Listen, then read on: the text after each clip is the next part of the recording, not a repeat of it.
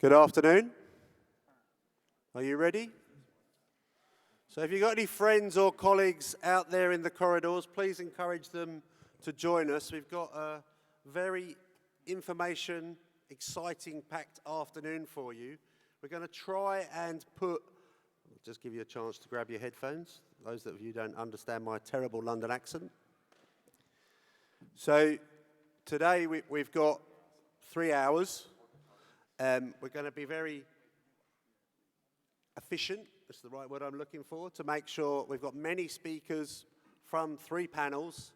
We will be encouraging some discussions through the process, but it is important that we manage our time very efficiently. So I think what I'm going to just start and tell you, this is the Forum on Technology and Work. There's lots of challenges for various different workers throughout the ITUC world. We're going to look at major trends in digitalization. We've got a fantastic legal team that are going to talk to you about the role of regulation. We have some fantastic speakers also who are going to talk about organizing and building workers' power around technology. And then we're also going to look at how we can use technology to help us empower ourselves. They're going to talk about a lot of different issues, and I hope with good time management we can have discussions on the different sections. I'll just take 2 minutes to say I'm Steve Cotton, I'm from the International Transport Workers. We've been working intensively in this area, both about understanding what is the technology that's changing our workplaces and ensuring we understand what is remote operations, such as port and our cranes and those challenges, artificial intelligence, and also the question of workers' surveillance, which I know could be picked up across any sector. At the moment, I'm also the chair of the Global Council of Unions, which is the global union federations together with ITUC, and we've been discussing from a sectorial perspective, what is the impact on different parts of our world? So there are different challenges in the global north and the global south. What is the impact on our affiliates and the direct challenges for our members? And particularly that we should be in the conversations to ensure that we can be in a position to guarantee that the workers' voice is heard. In 2009, the Global Council of Unions discussed a common agenda in this space. And we looked at how do we make sure worker participation in the design of technology and then ensuring that the rights that many of you and your preceding leaders have ensured for our workplaces are not lost by this rush towards technology. And again, I think many of us enjoy the opportunity to share both the challenges, but in particular, how we build solutions. So with that brief opening, I'm going to ask my very good colleague, Victor, to talk about the future of work policy. He's our future of work policy advisor, and he's going to give you an overview from a PowerPoint, which I'm sure will appear in a moment, and talk about what we think are the issues that shape the discussion, and then we'll move through those key points. I can't see anybody, so I hope no one's got any hands in the air. So I'm going to move straight to Victor and hand him the floor. Thank you. I've been told to use this microphone. So I'm going to give you a few headlines from the current state of affairs with digitalization and automation today, and then an overview of some key points of the work that ITF is doing in order to deal with the complexities of the issues that form part of this work on new technology and its impacts on workers. So what is the big picture? I think the first thing we have to do really is look back a few years at the kind of things that were being said about digitalization and automation back in 2013-14. Some of you might remember that back then the emphasis of the work in this area was on the impact of automation, and there were many predictions about 40% of jobs roughly being automatable using the technology of the time. There were predictions that this would happen by 2020. And obviously, it's now 2022, and although automation and digitalization have been progressing across our sectors, we haven't seen that kind of mass level of technological unemployment that was being predicted back then. So what does this mean? I think there's a couple of conclusions that we can draw from this.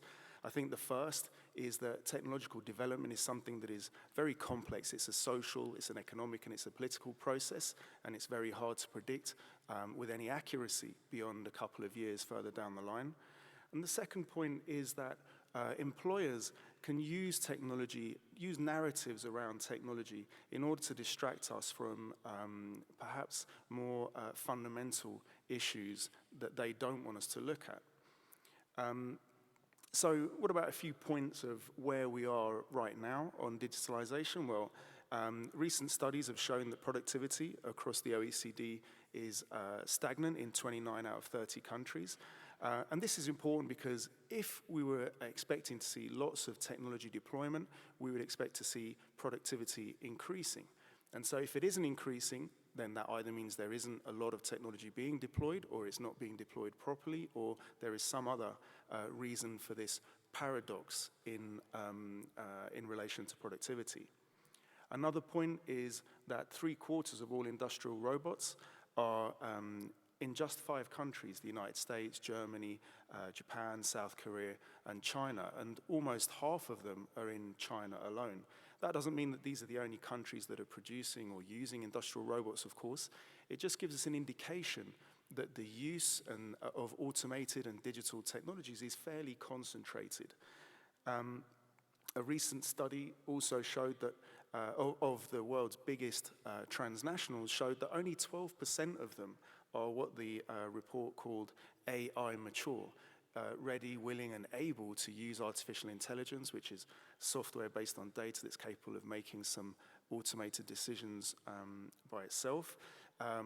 And although something like 63% of these companies had experimented with artificial intelligence. So there's a lot of work going on in the area. Not everyone, very few companies are able to use it properly. Another headline is that automation has been growing at about 10% a year since 2010. This means it takes 7 or 8 years for the size of the market to double, and it indicates that we've got a window of opportunity to work with before these technologies really become as widespread and as deployed as they will do eventually. Overall, the headline is technological deployment is still at a medium to low level, looking at it from a macroeconomic and global perspective. But you might say, well, why am I talking about all of this? You're making it sound like technology isn't actually that big of a challenge, and I think that's not what I'm trying to say at all. What we're trying to say here is that technology development depends a lot on local conditions. If the right preconditions are there, technology development can happen quite rapidly. So, for example, Singapore, which wasn't on that list of countries that I just mentioned, when you look at the number of industrial robots per 100,000 workers, is second in the world after South Korea. So this just shows that where government, workers, business work together on deploying technology in an effective manner, it can happen extremely rapidly. Another factor is that external shocks can also affect the development and deployment of technology. So COVID saw a massive growth in the deployment of monitoring and surveillance technology across the board. And this gives us an indication as well that the cheaper forms of digital technology, the things that don't require huge investments in hardware necessarily, are progressing more rapidly, and that's why I think we're seeing the development of algorithmic control, the growth of the platform economy, and so on. But overall, the conclusion is that we have this window of opportunity. We can move forward and shape the regulation, shape the collective bargaining that will sustain decent work into the future. So what are the main challenges that it causes, that digital technology and automation cause for workers? Well, on this slide you can see an industrial robot from manufacturing. You've got a remotely operated cleaning drone from the aviation sector, a warehouse robot, a drone used to maintain rail lines and electricity lines in the rail sector, and you've got monitoring and surveillance technology as well. Now, all of these are not, this isn't an exhaustive list, of course, of the types of technology that we're seeing, but they give an indication of the kind of impacts that technology has on workers. We've got automation and job shifting, so the destruction of jobs and tasks within jobs, and the shifting of some elements of those jobs onto unpaid labor, whether it's other workers or passengers, as you'll probably remember from when you go to airport check-in. We've got remote operation, which shifts jobs away from the site of the operation. Here in Melbourne, for example, the gates of the port are operated from Manila. And so, this can move jobs to cheaper labor markets and put new stresses and strains on workers who are forced to operate in an environment where they've got many human-machine interfaces and a lot of data inputs. Then there is monitoring, surveillance, and control, including algorithmic management, which is used to make workers work harder, make them work better from the boss's point of view. And this enables new ways of organizing work, which I think we're seeing in e-commerce and in the platform economy. But also from the worker's point of view, these technologies can have occupational safety and health impacts. They can have impacts on privacy. Now, alongside this, we're seeing the development of artificial intelligence, which can in some cases be a predictive technology. And there are problems here because this can embed discrimination, it can affect rights, and it can have implications through things like profiling of individuals or collectives. And here you can see a headline from a blog from a couple of years ago that showed that some companies were already beginning to use data from employee monitoring and performance in order to predict and squash union organizing. And we know there are companies out there that are offering to use social media data to predict strike action and enable companies to mitigate the impacts of industrial action and thereby make it less effective from our point of view. Now, this clearly shows that there are implications in technology that go beyond the workplace. It is a workplace issue, of course, but it's also a social issue. It threatens to unbalance power relations within society. And I think this is one of the reasons why we need to have some kind of discussion around the control of data and the way that data can be used in the workplace, but also outside the workplace. On this slide, you can see some of the technologies that we're seeing in transport. Again, to reflect some of the complexity in relation to the applications that we're seeing. We've got a remote air traffic control tower, we've got automated technologies from ports, the metro sector, and trains, and we've got digital telematics up on the left-hand side there from the public transport sector in the United States. And yet this is only a tiny representation of what we're seeing in our sectors, never mind what goes on beyond transport. So how can we get beyond this complexity? How can we try and see the wood for the trees when it comes to technology? This slide shows the first stage of our approach to trying to deal with this complexity, and I hope this will be useful to affiliates that are beginning to engage with technology, because here on the left-hand side of the slide, you can see the ITF, two of the ITF sectors, right? Then there's subsectors, then there's types of work that take place within those subsectors, and then in the fourth column, the technologies that we're seeing being deployed in relation that are affecting those workers. And then on the far right for you, in the column with all the red and yellow and orange, that is a subjective assessment of the urgency and the priority of dealing with that technology.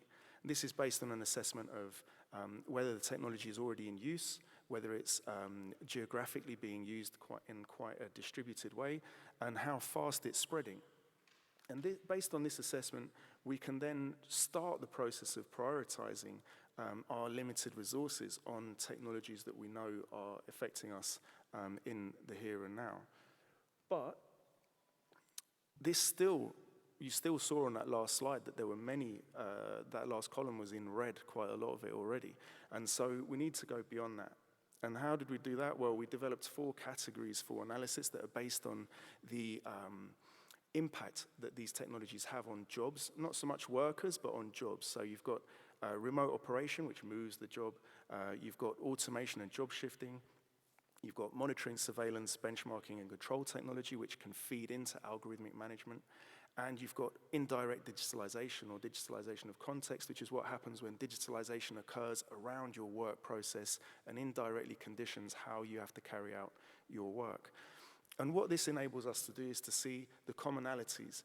The applications may be called different things, the technologies may be slightly different, but the impact they have is the same. So we see ticketing machines in aviation, urban transport in the rail sector. We see robots of some sort in the maritime sector, in dockers, and in aviation, in baggage handling, and so on. And you could probably expand this into sectors beyond transport, where, for example, automation could be AI that writes articles, or the development of a paperless office which automates away many tasks. And obviously, monitoring, surveillance, and benchmarking is something that is heavily affecting workers, white-collar workers who are working from home right now. And this then, I think, enables us to develop general policies which we can then finesse, working with affiliates to particular technology applications or particular work sites even. Now, that forms the basis of some of our work on developing collective bargaining language, and on developing policy language around things like data, and around some of the technology applications that we're seeing. But obviously there are other areas of work that we need to cover as well. And I think here we've got organizing and campaigning, which is partly organizing in technology companies and approaching them to discuss the impact their technologies have on workers. But it's also about campaigning against those companies whose technologies abuse workers' rights, such as in the platform economy. And there's a capital strategies element as well, and so on. And we also, of course, have to work on training and skills. And ITF, we're working with partner organizations to look at skills frameworks, competency frameworks, in order to develop the kind of training and skills that will help prepare workers for the time when digital technologies really are a global phenomenon across every single sector. So I think what I'd like to do is just summarize here very briefly that I think technology is a challenge. It's not an apocalypse. Dealing with technology is something that unions have been doing for decades successfully. And if we apply ourselves with diligence and intelligence to the challenges posed by digitalization and automation, there's no reason why we can't ensure that they are deployed in ways that protect and sustain decent work. Thank you.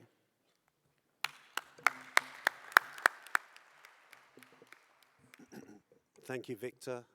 A very wide and diverse presentation and well within time. Much appreciated. So Victor's highlighted some of the challenges that you can see across all sectors, and then a little bit more detail in what's happening in transportation. But I think the question, what would be the priorities for regulating technology at work, and what is happening? So we've identified and working together under the banner of the ITUC and the ETUC and all of our colleagues and comrades in the global union federations, we're working with our members and specific resources in our teams to influence decision makers to make sure we have international regulations and national law. With our colleagues in Europe, particularly in the ITF, it's the ETF. The ITF has lobbied to ensure, together with ETUC, the presumption of employment for platform workers. Of course, we all understand the difficulties and the complexity of dealing with the European Union, but the directive released last year included exactly that. And we'll continue to work in other regions to give ourselves the same framework. Last year at the ILO, we negotiated some conclusions that include groundbreaking language on using technology to enhance women's rights at work, as well as highlighting the need for frameworks around data and impact assessments for new technology. As you saw from Victor's presentation, when you're using technology to check the safety regimes, this can have a massive impact on operational safety and health. So it's absolutely fantastic news that the team has been able to ensure OSH is a fundamental right, and this should be part of the key enforcement in controlling technology. We know the regulation of technology is utterly critical. So we have three fantastic speakers for you. It's my pleasure to introduce Esther Lynch, at the moment, ITUC Deputy General Secretary. We're hoping some good news in that in the very near future. And has gained extensive experience throughout her union career, starting as a shop steward, and before joining the ITUC, as she was the Legislative and Social Affairs Officer for the Irish Congress of Trade Unions. On a personal note, she's a wonderful person who's taken on some serious hard work in all spaces in Europe. So I'm going to hand over the floor to Esther, and then Papa, I'll come to you, and then it'll be Ruan to summarise, and then we'll take some questions. Thanks, Steve. That's really good of you. So thanks for that great introduction. And you're absolutely right. The proposal for an EU law to make sure that digital platforms don't turn the clock back on workers' rights over almost 100 years. It's so important to win that fight. And Victor is also right, and I want to take up where Victor left off, which is there's every possibility that digital and the use of digital can promote decent work. But I think that there are 4 key rights that we should seek to include within the new social contract that will guarantee that. And I'd like to talk very briefly about those. The first of those is the human in control principle. And I think that principle is really important to embed that now. That's why the ITUC has been promoting it during the conversations that are happening about the new constitution for Europe. Already within the EU treaty, the constitution has the precautionary principle that protects health and safety. And we think it's critically important that the constitution of the EU includes the rules under which the EU operates, include the human in control principle. Because what that could give life to afterwards are some really important laws. For example, laws that would guarantee if there was technology embedded in the body, that would be under the control of the person, and the person would own it, not their employer. If somebody was strapped to a machine to help them lift, that's a good thing. But you want to be sure that you're in control of it at the end of the day and it's not in control of you. So that's why the human in control principle is important, and it should be an important part of the social contract. The second right that needs to be respected and guaranteed is the right to a human in relation to a human decision-making if the decision materially affects you. We've all had the frustration of having to do things online, and you try and find a person who can help you out if something goes wrong. But my goodness, it's so much worse if it's in the workplace. If you have a problem at work, and instead of being able to go and talk to somebody to try and find a solution to that, you're instead faced with a pace determinant that decides how fast you have to work, no matter what conditions you're working in, that algorithm is checking you relentlessly, making sure that you're fulfilling its idea of what you should be doing. But also part of that management has increasingly been an area of deep concern, and that is the monitoring of how people are showing up at work with their emotions. And we saw the start of that when, you check into your hotel, and by the time you get up in your hotel room, it's either on your TV or on your phone. How was your check-in? Smiley face, happy face, unhappy face. And imagine what's going to happen in the few short years ahead, when no longer will you have the opportunity of just doing the smiley face. Instead, there will be a camera looking at you as the customer, saying just how happy are you? And worse, there'll be a camera constantly looking at the worker. And no longer will it be enough that you do your job well, or that you wish the person well, you wish them a good day. You'll have to really think it inside yourself, because the monitoring will be able to identify just how happy you really are. And imagine having to fake that all day, every day. Imagine having to fake that all day, every day, and you're teleworking from home, in your own bedroom, your own kitchen.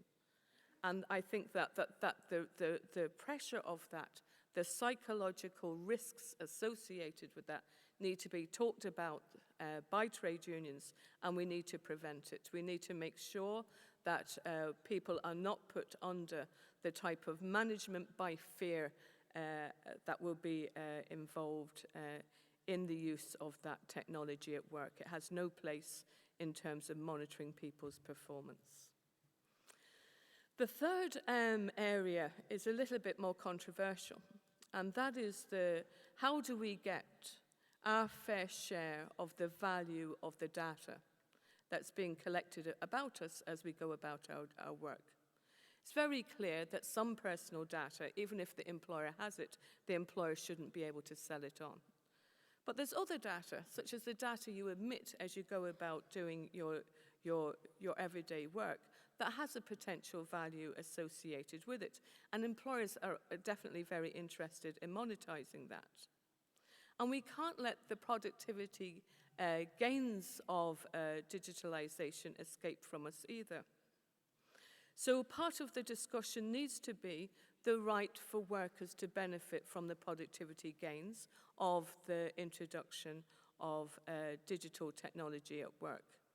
And to get that, we need to have information about what is the technology used, what is the value of it, and for us to have a control and say over that, and a control and say and the right to bargain properly recognized so that the productivity is fairly shared with the workers, whether it's terms of reduced working hours or a combination of reduced working hours and pay increases. So that discussion we really have to grapple with, to distinguish between the type of data that should never be sold on or used and the type of data, for example, that you're creating as you go about your everyday work, the value of that, making sure that that is properly explained to the workers and the union able to bargain for their fair share of that. Then the final and an overarching one is the importance of embedding the right to a just transition, no matter what the transitions are that we will be facing. The right to a transition to a just transition has many elements to it. Importantly, that the first response to the change should never be that it's job losses. It should always be about trying to change the content of the job, and importantly that people are given the opportunity and all of the support and resources to be able to make that transition. And I'll stop with perhaps just looking back at when I was, an example I had when I was a young shop steward, and it was when computers were coming in, because I'm old enough that I've been working since there was no computers in the workplace. And one of the big changes that was being proposed, it was a very large company, and I've talked about it to a lot of people before. We made microchips that were the size of matchboxes, and we made them for a computer that was called an Atari, which everybody my age would remember well. But we had a storeroom, and the idea was to bring it into computerize the storeroom. And it was definitely going to improve the jobs of everybody who worked in the storeroom. But there were two people who absolutely did not want the introduction of the computers into the storeroom. So I went down and had a long conversation, as all of you do in your, as you're going about trying to prepare for a negotiation. And what the two guys eventually told me was that they couldn't read and write, but they had memorized the entire storeroom. They'd memorized it. They'd memorized where everything was. They'd memorized the whole pages. Everything, they had memorized it. And their fear was that when the computer came in, that memory wouldn't overcome that difficulty they had. And then I talked about where we could get education and training. And then in that conversation, it became very clear to me that their experience at school had been terrible, had been really awful. And for them, and for me to turn up as a young, bright, shop steward trying to change the world, and to say, but we'll get you education, that was a further fear. That was fear on top of fear. So what we had to do was to make sure that what we introduced was a learning environment for them that wasn't called education and training. It was called getting ready for the computer. And we had to have a training which was appropriate to them, very targeted specifically for them. I subsequently met those two guys much, much later on, and they were flying. There was, I mean, giving them the opportunity for that learning environment, not called education and training, but a genuine learning environment targeted closely at them that enabled them to make the transition was important.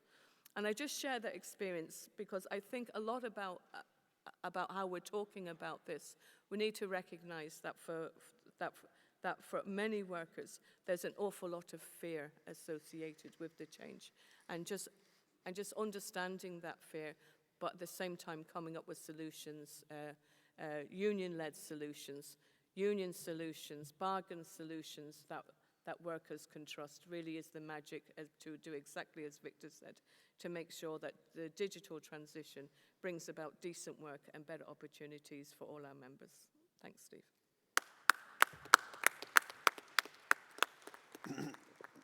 Massive thanks there, Esther, and a really clear and straightforward presentation for everyone to come back with some questions in a moment. Moving swiftly on, Papa is our legal director of the International Trade Union Confederation, but he's also a great friend of the global unions.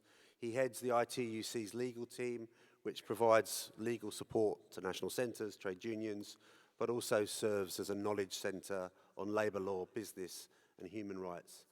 Over to you, Papa. Thank you. Yeah, thank you very much, Steve.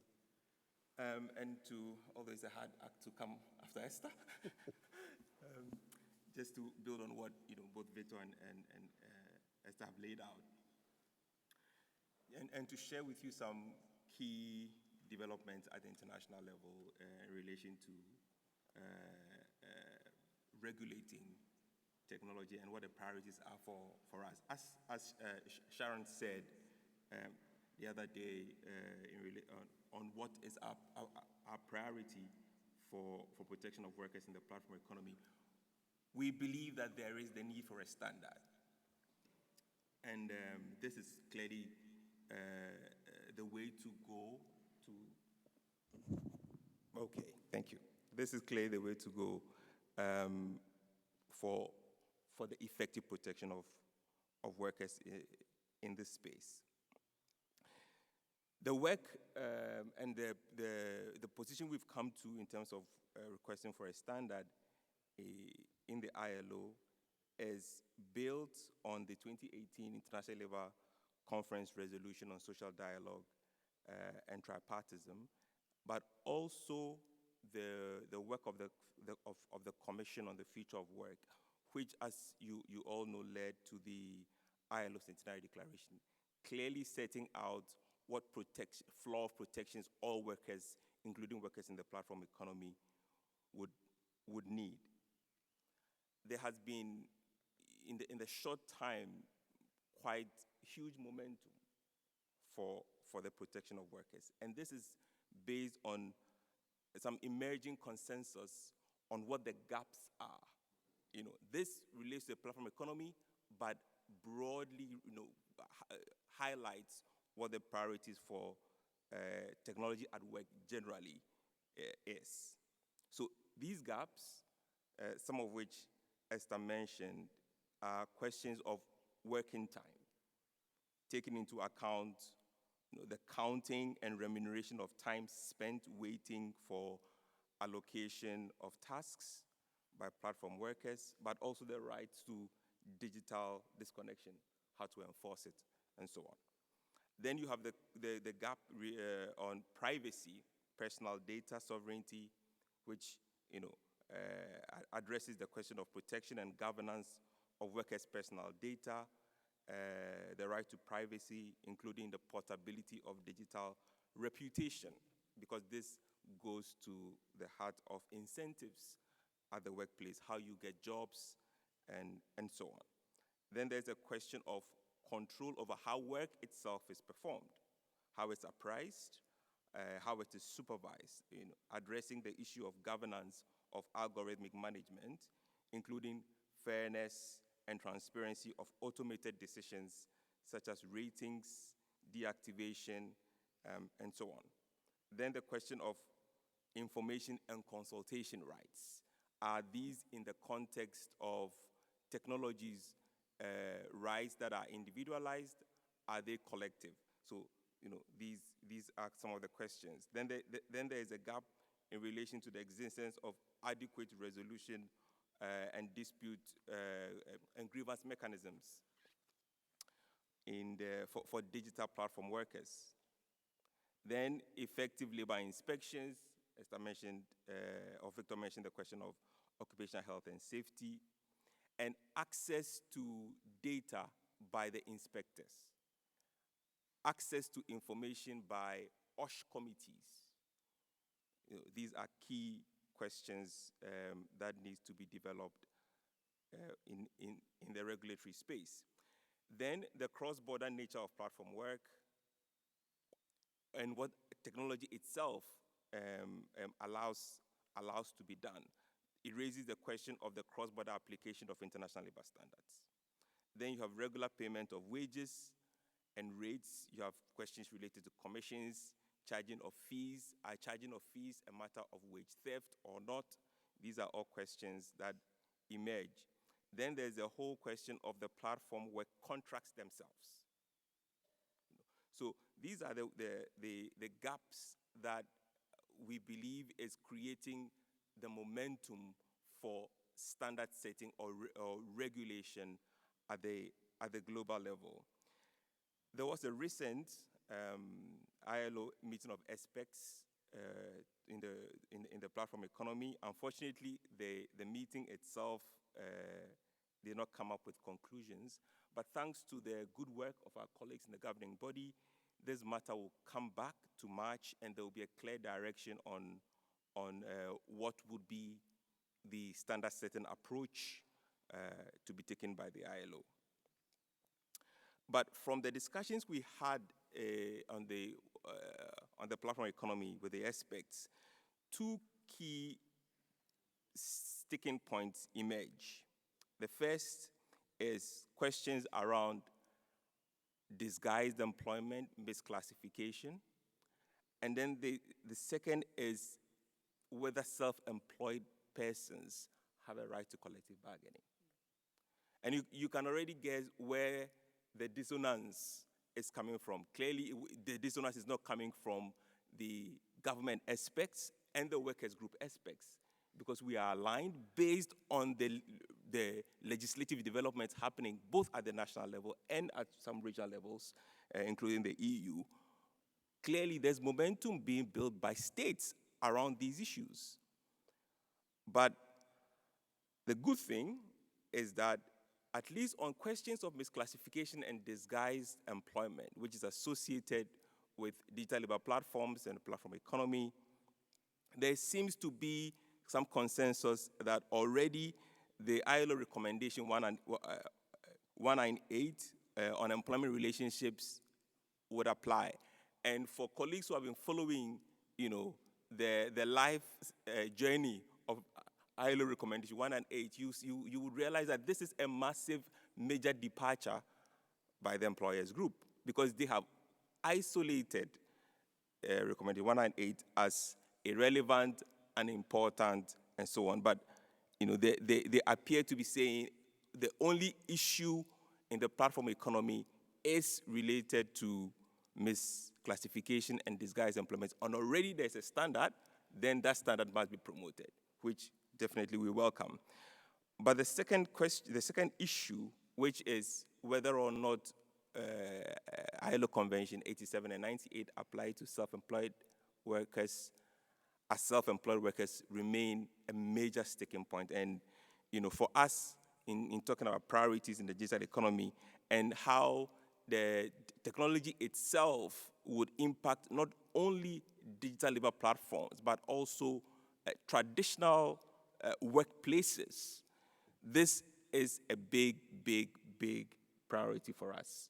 Collective bargaining for all workers. The jurisprudence of the ILO is clear on this, and we will not relent in ensuring that this becomes, in any future standard or international regulatory efforts, this is accepted as such.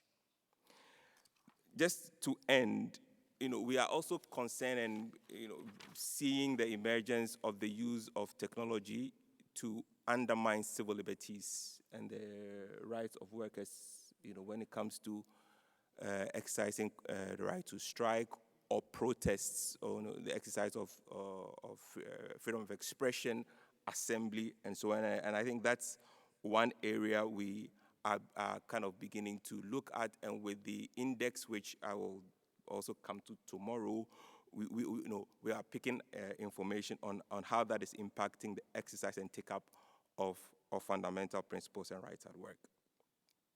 So thank you very much, Steve. I think I'll end. Thanks, Papa. So the last of our three legal experts, Ruan Sabasingwa, who is a good friend of most of you, I think. He spends a lot of his time supporting the ITUC, but he actually works for the ITF. He sits on the board of the International Lawyers Assisting Workers Network, and he's also a board member of the Ethical Trading Initiative.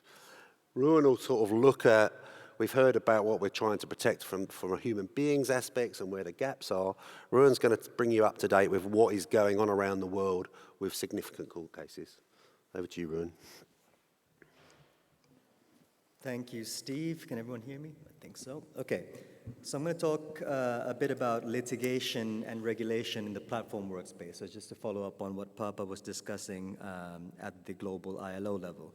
So Steve, I think when we talk about litigation in this space, or strategic or impact litigation to protect platform workers' rights, I think we need to recognize the fact that more often than not that these have been worker and union-led.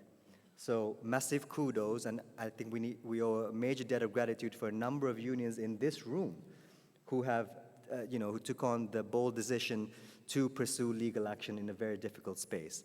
And of course, there have been progressive labor inspectorates who have taken on the burden as well, and we need to encourage more labor inspectorates to do their job, because let's face it, litigation is costly, it's lengthy, and it shouldn't be left to us to do the job of legislators and labor inspectorates, right? So that's just a general starting point.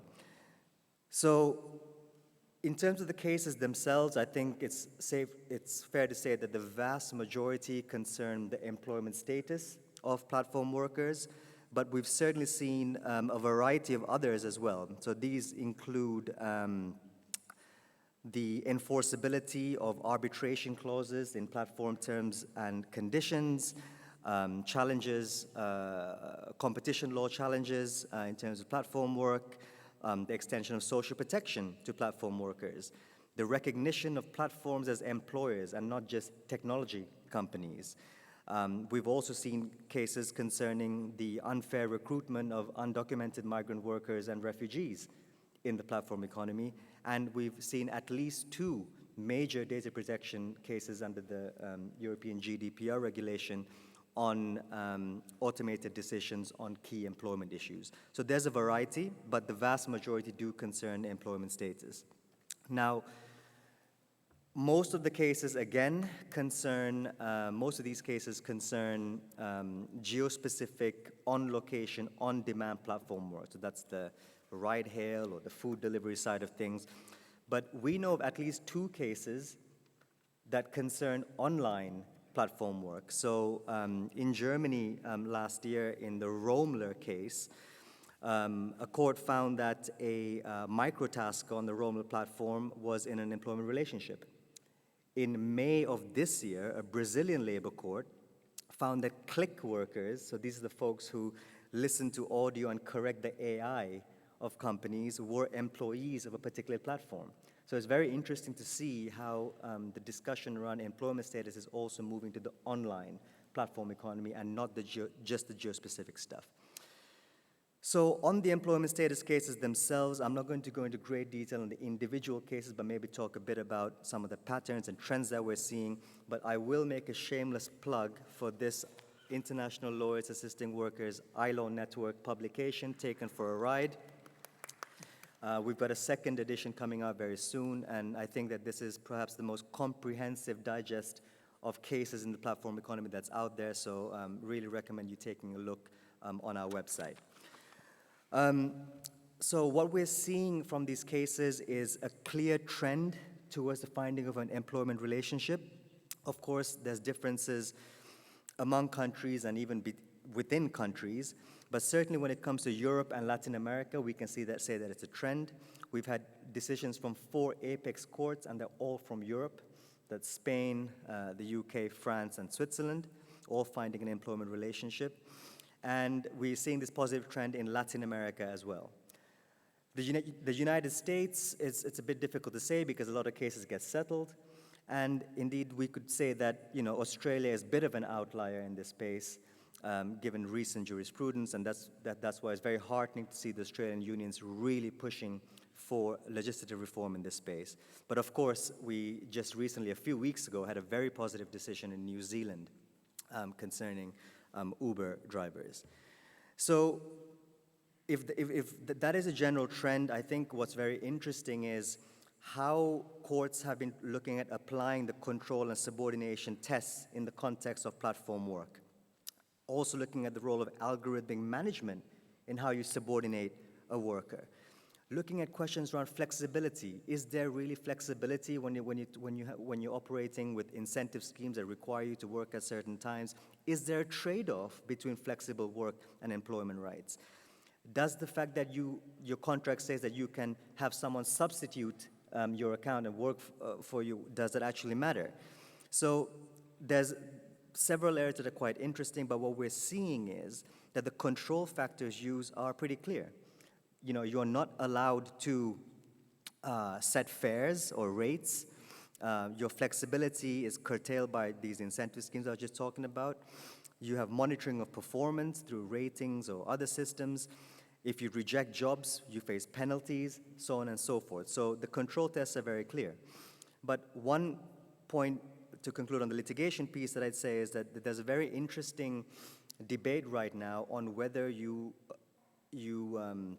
go for what we call contract formalism. That is, if a contract says X, Y, and Z, then that is what a court should look at. Or do you take a purposive approach to interpreting employment legislation? That is, if the purpose of the employment legislation is to protect workers' rights, then you can't have a Deliveroo or a DoorDash telling you, well, hey, it's in our terms and conditions that this is happening, so that's it. So we're seeing different approaches taken in the UK and in Chile, for example. We're seeing this purposive approach taken, whereas recently in Australia, in the case against Deliveroo, the opposite was taken. So we really do need to promote the idea of this primacy of facts, and in recommendation 198 that Papa was just talking about, and how we need to include these international instruments in our advocacy. And perhaps this is not for this particular session, but it is important that trade unions start thinking beyond this binary of employee versus self-employed. Let's start thinking about a universal work relation. And indeed, this was a pretty big academic concept, but we now have a bill before the UK's House of Lords on a single status of worker. So this is happening. So this is something for us to think about. Now, very quickly on to legislative developments. I think that there's broadly 6 types of regulatory approaches. One is sort of the far-reaching, wide-ranging approach, which the European Commission has taken, for example, in their proposal, which looks at, which has a general rebuttable presumption of employment status, with platforms recognized as employers with employer obligations. It regulates algorithmic management. It opens up the algorithmic black box to trade unions, to labor inspectorates. It tackles abusive subcontracting. It has articles on collective bargaining and trade union representation. And of course, this is going through the parliamentary process right now. We're very, very hopeful that we'll be able to get this full package as recognized in the compromise amendments there. Then we have specific laws that extend rights to platform workers, like the Chilean law from March of this year, which creates a contract for independent digital platform workers within the labor code. This is sort of a third way kind of approach. Thirdly, we have general employment presumption tests, like in California with AB5, which a lot of us talk about, but of course the platform spent hundreds of millions to seek a carve-out for themselves. Fourthly, we're seeing legislation that extends social security to platform workers. So we're seeing this in India and Korea, for example. Fifth, our laws sort of addressing a specific part of the so-called platform economy. And I will say it's a so-called platform economy because it's not some kind of magical entity that sits separate to the general economy. Here we have the rider law in Spain, which looks particularly at food delivery riders, and it tackles algorithmic management and employment status. And finally, I would say we have new telework laws that are coming in, like in Argentina, which places employer obligations for workers who work remotely. But again, this only applies to employees. So to conclude, I would say that it is very interesting that there's a number of different approaches being taken. But there is a risk that this sort of patchwork regulation could lead to a situation of labor arbitrage and a race to the bottom. So that is precisely why we desperately need this ILO convention. I'm going to say convention, Papa, and not just refer to a standard. We need a convention. So we really count on everyone here to support our endeavors at the ILO in securing this, and that is also why we need better supranational regulation at the regional level, and that is precisely why I think it's very important that we support the compromise amendments put forward by the European Parliament on the platform directive, and that we try and secure the strongest possible directive that will impact on 27 member states and will have major implications beyond the European Union as well. Thank you, Steve.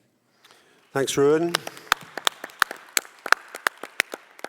I think you'll agree with us that that was a very comprehensive overview. I'm going to ask if we can put the lights on and ask if anybody wants to ask a question. We have fantastic legal minds with labour hearts here, and of course we have Victor, who has got an overview on what's happening in the world. So if you want to take the floor, please go to the mic, introduce yourself, tell us which union you're from, and which person, or if you want to ask the whole panel, the question, and then we'll try to answer for you. We've got 20 minutes for this session, so if you go to the mic, maybe you need us to put our headphones. If you want to go to the mic just behind you.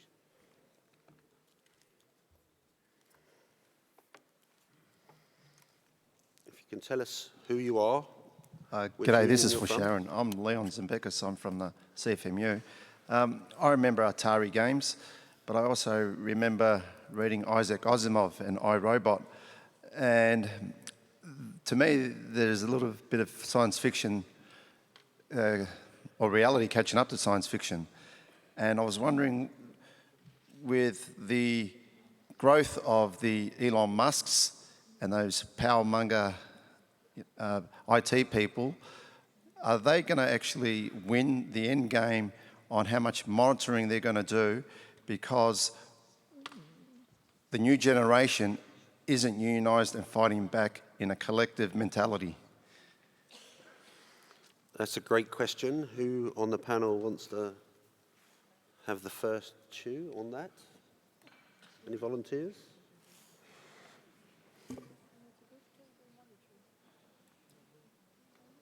Esther's being volunteered, I can feel. We're so democratic, we're sharing out the answers. If anyone else has a question, please come up to the mic so that when we finish the explanation, we can then respond. Okay, so if the team want to go, who wants to go? I mean, I can start. I think one of the big issues of technology at work is the isolation and the lack of consciousness, of collective consciousness, I should say. So you are perfectly right, because I think that is what it also feeds into the inability of workers in that space to unionize. That's a challenge, I should say. So you are right, but I think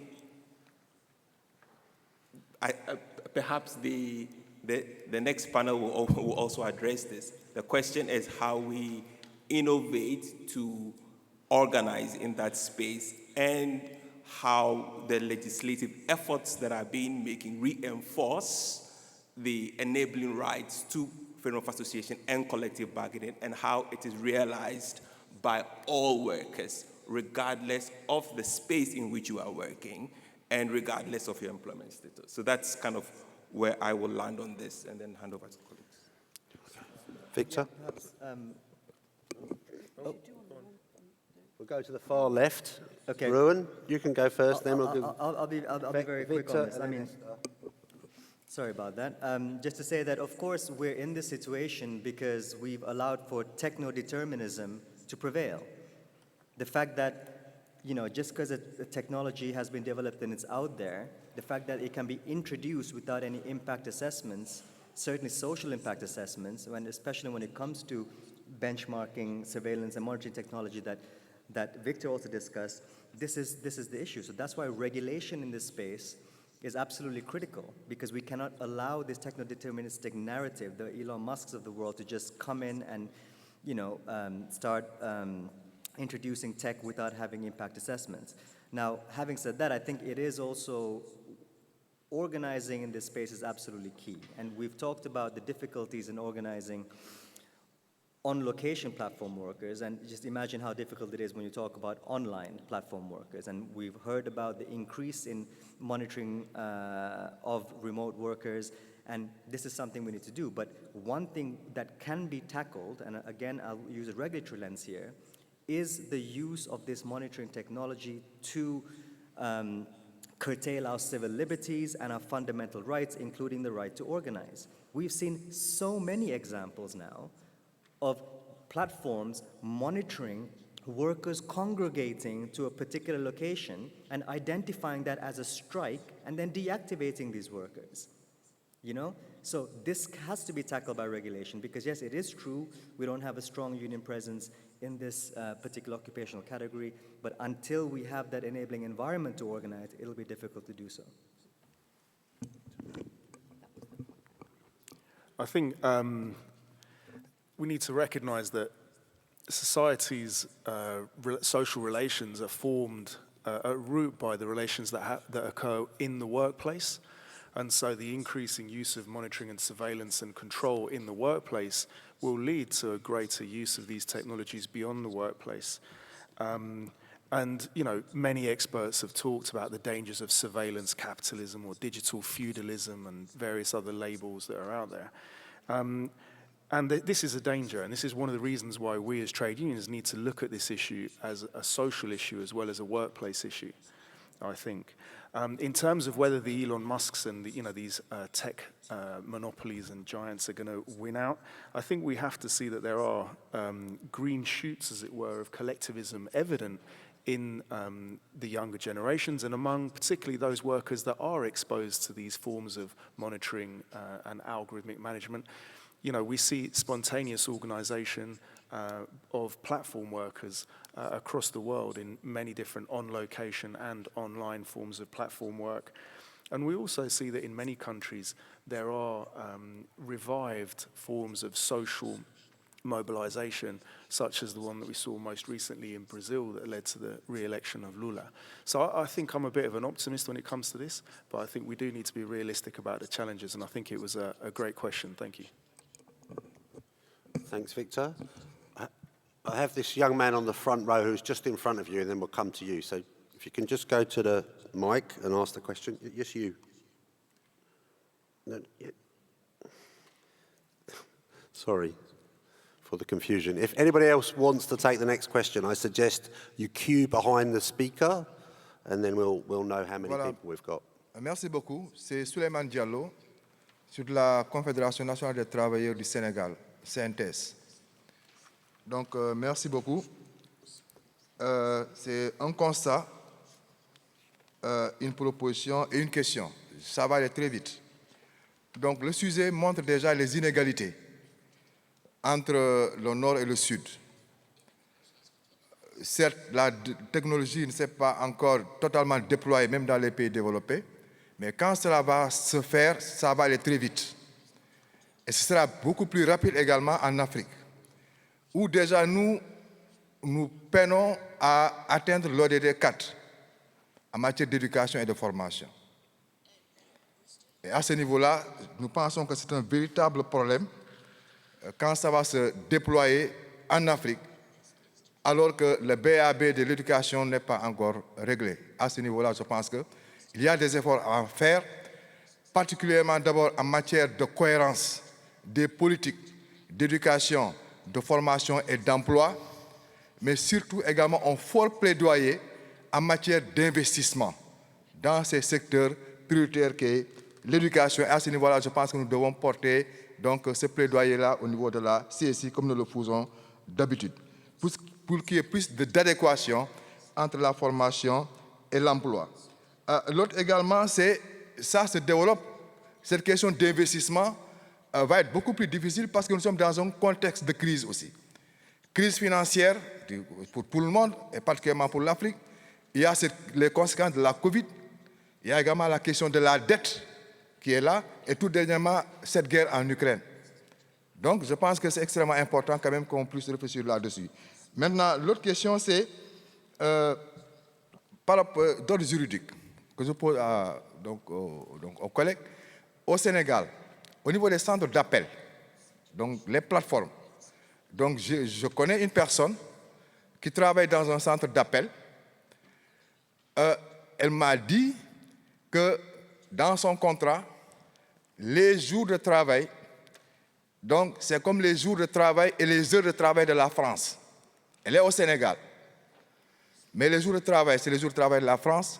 Les heures de travail, c'est les heures de travail de la France. Les fêtes, les congés et les fêtes, c'est quand la France, il y a fête, il y a congé, elle prend ses fêtes et ses congés au Sénégal. Quand le Sénégal, il y a fête et congé, elle n'a pas droit à des fêtes et des congés. Juridiquement, en tout cas, qu'est-ce qui est possible? Je vous remercie.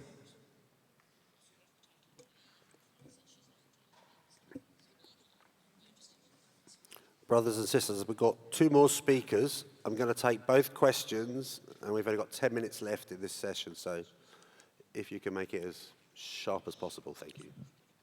Good afternoon, Nikhil Singh from the Finance Sector Union of Australia.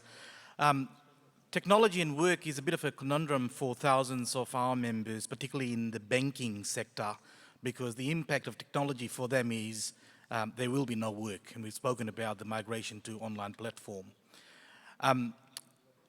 The problem is that these banks are introducing key performance indicators, performance objectives on these employees to migrate customers onto the online platform. And once that happens, when these employers, these banks reach a particular threshold, they close the branch. And the impact that is having on communities is quite big. And my question, I guess, to the panel is, and I've heard looking at this equation, bringing in the social impact and community impact, when you talk about conventions, my question is, are we going to bring into the equation a discussion on the impact on communities? When I look at Australia, I'm talking about regional areas where it's very hard when somebody loses a job to pick up another employment.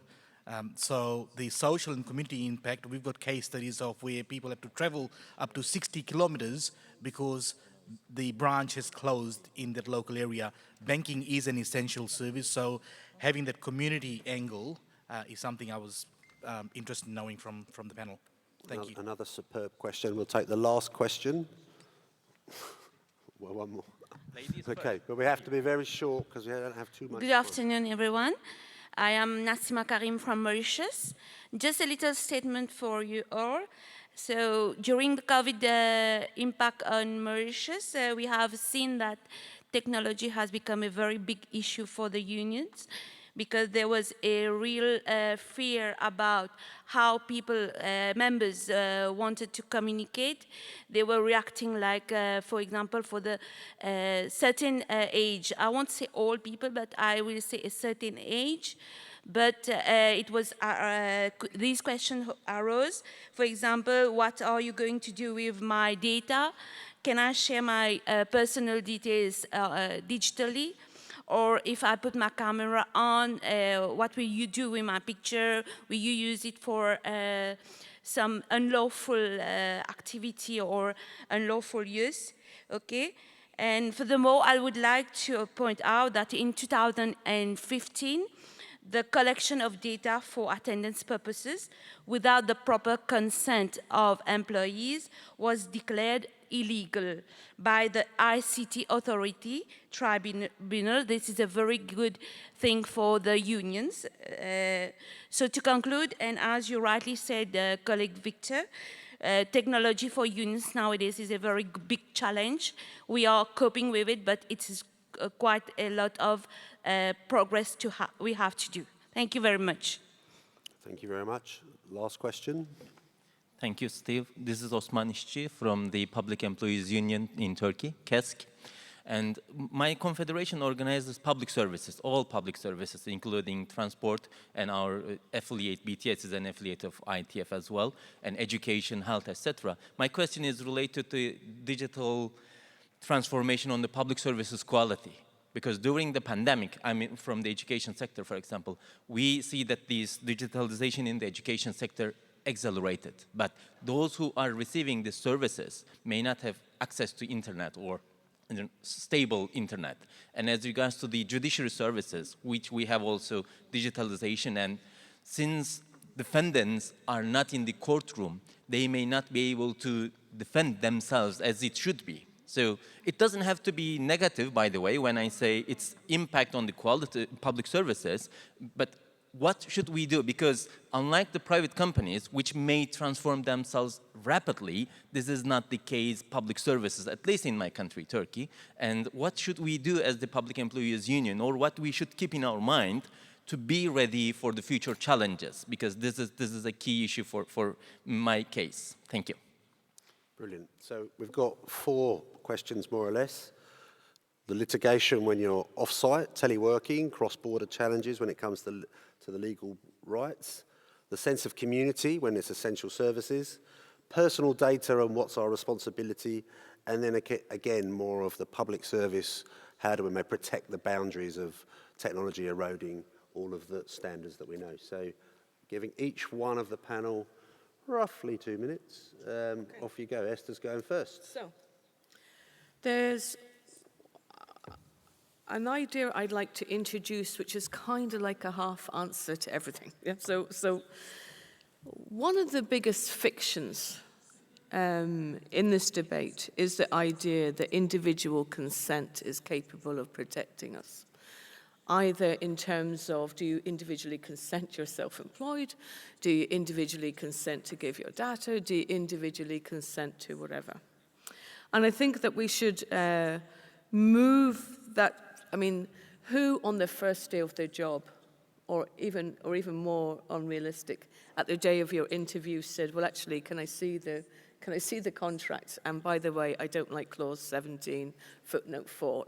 This idea that individuals are capable or to have the power to make the use of their data or to decide who looks at them, the purpose that they look at them individually and on their own is a complete fiction.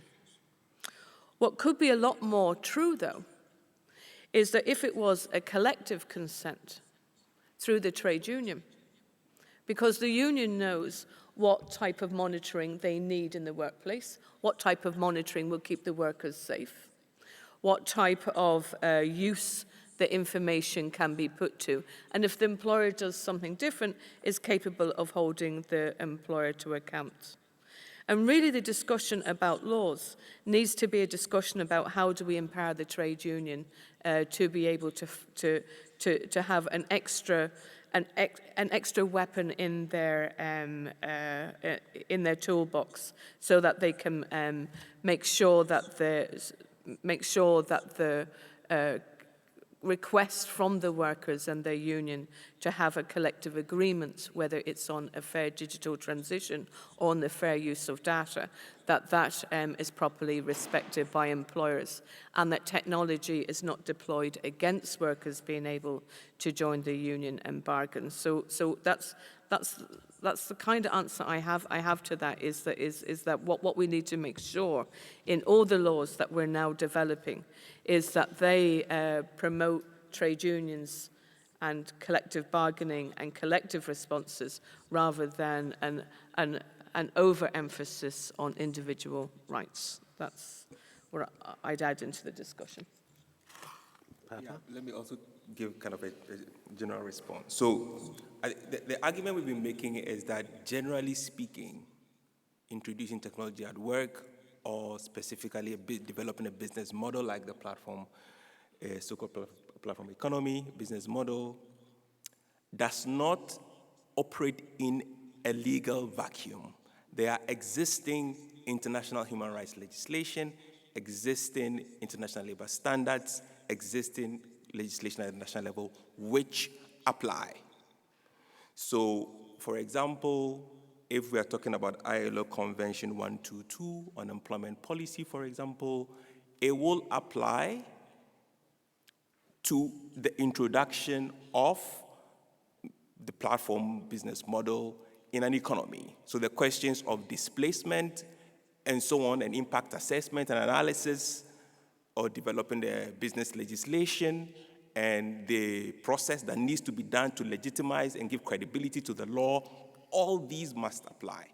Yeah? So I think that's kind of the general point. And I think when we're having the initial take on the issue, we raised the question of the cross-border nature of platform work or digitally mediated work, and the questions it raises on conflict of laws, issues related to dispute settlement. Where is the location for settling the dispute when your contract is here and you're operating the business there? So this clearly is an issue. Immediately, that issue is being dealt with as a matter of individual contract, which Esther mentioned. But I think the point we are making is that collective rights must apply here, because it goes beyond just an individual and their contract. Thanks. Thanks, Papa. Ruan? Yeah, I'll be very quick. Just following up what Papa said, the identifying the correct laws to apply when it comes to employment conditions of online platform workers is going to be one of those determining factors going forward. Indeed, identifying in which jurisdiction they can bring a claim will be one of those as well. There's debates going on right now whether the existing regimes of what we call private international law can apply, when you got to consider the IP address. Is that the location where you actually physically perform the work? Is that the actual location? Or if the platform is operating out of a third jurisdiction, is that where it is? So I think that's why we are calling for standardized platform work contracts which identify the applicable law and jurisdiction when it comes to employment issues. That's one of our calls that we're making in terms of international regulation to address this point. And I'm sure my colleague Christy might address the issue of call center workers later. And finally, just on this issue of the community, and also the colleague from KESC who talked about public transport, I think one of the things we're also trying to do is to recognize certain sectors as public goods. This is one of the things we tried to argue most recently at an ILO discussion on urban transport, that urban transportation, the right to mobility, all of this constitutes a public good. And once it's defended as a public good, then we are talking about proper investments and also using technology or harnessing technology to empower workers and communities. So, of course, there's a lot of resistance from employers on this particular point, but I think looking at public goods, for example, and this could even extend to virtual town halls, dare I say Twitter, you know? So this is something I think is an area that we could look into further as well. Thank you. On the issue raised by the comrade from Senegal about lack of access to education and digital skills, I mean, I think this is clearly a huge problem. It's not just a problem in Senegal. I think there was a study a couple of years ago that concluded that there were something like 300,000 AI specialists in the world at the moment, but that the world needed 5 million AI specialists if we were to roll out digitalization at global level. And I think this is an indication of the fact that we need a new social contract. We need investment in education, not just to mitigate the impacts of new technologies, but actually to enable new technology to do the things that people are promising that it can do. So I think that's on the one hand. You know, you can't disentangle these two issues. On the issues raised by the colleague from the finance sector and the Turkish colleague, I think what these point to is the need for holistic assessments of the impact of technological deployment. And this is an issue of democratization. You know, this is why we need trade unions involved in these discussions, because it's workers who can point out some of the impacts that the people selling these products and implementing them aren't always going to consider. And so I think this is part of the due diligence or the risk assessment that needs to be carried out when we have an introduction of some kind of technology like this. I'm also reminded of some colleagues from the public sector in Spain who told me about how the front end of the public services that they were delivering had been digitalized and put online and made all nice and shiny. But at the back end of it was still all being done on paper. And the impact on the workers themselves was that their workload was massively increased without, because there hadn't been a risk assessment of how these things could pan out. So I would also agree with what Esther was saying there about collective rights to data. I think this is a fundamental aspect as we move forward, and that we should be thinking about a workers' data category, because workers now produce the product or the service that they are engaged in, but as part of a digitalized workplace, they also produce data that describes that process, that service, and describes themselves as part of it. Now, if we make the data, and the data is then making profits for the employer or for the technology companies, we should benefit from that production as well. Okay. So, thank you. I hope those were comprehensive and very wide-reaching answers. Can you join me in giving this wonderful panel a big round of applause as they exit left? And we're about to bring three more colleagues up, Christy, Baker and Mary, for the next session. I think I'm going to kick it off and kind of hopefully segue fairly carefully and straightforwardly to say we've heard the legal platform and the three different areas of challenges, and you've heard from Victor about the overall changing face of industry, but it is critical that we recognise first we want technology to be worker-centred, and of course we want regulation. But as Sharon would say, we need to organise. Just come and join me wherever you feel comfortable. And it's also about our power. So it's important to stress that platforms should do the right thing, but as we know in all of our sectors, that very rarely happens. But we are pushing, and we need to campaign for living wages, sick pay, training, education, and grievance procedures. So it's my pleasure to introduce first, Christy Hoffman, a great friend of the ITF and all of us here, General Secretary of Uni. I'm sure she won't mind me calling her a fierce litigator, who's won many victories for her affiliates and workers, and is also more than part, the architect of the groundbreaking Bangladesh Accord. So Christy's going to give us an oversight on the Uni's global Amazon campaign. So I'm straight over to Christy. Good afternoon, brothers and sisters. There's no question that the pandemic accelerated the developments in technology that were already underway, and I'm so happy to hear Victor point out that the scary predictions of 2014 did not prove to be true, more likely a corporate distraction. But there has been digital transformation in every aspect of our lives, whether it's telework, telemedicine, we have e-commerce, we have e-banking, we have call centers, and those are some of the areas where UNI's put its effort when it comes to tech. But today, as Steve said, I'm going to focus on e-commerce. I'm happy to talk to anyone about banks or call centers, however.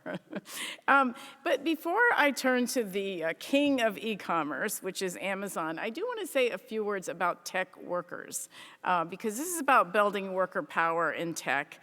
And let's face it, you know, there are those who produce the technology. They are the coders. They work in data centers.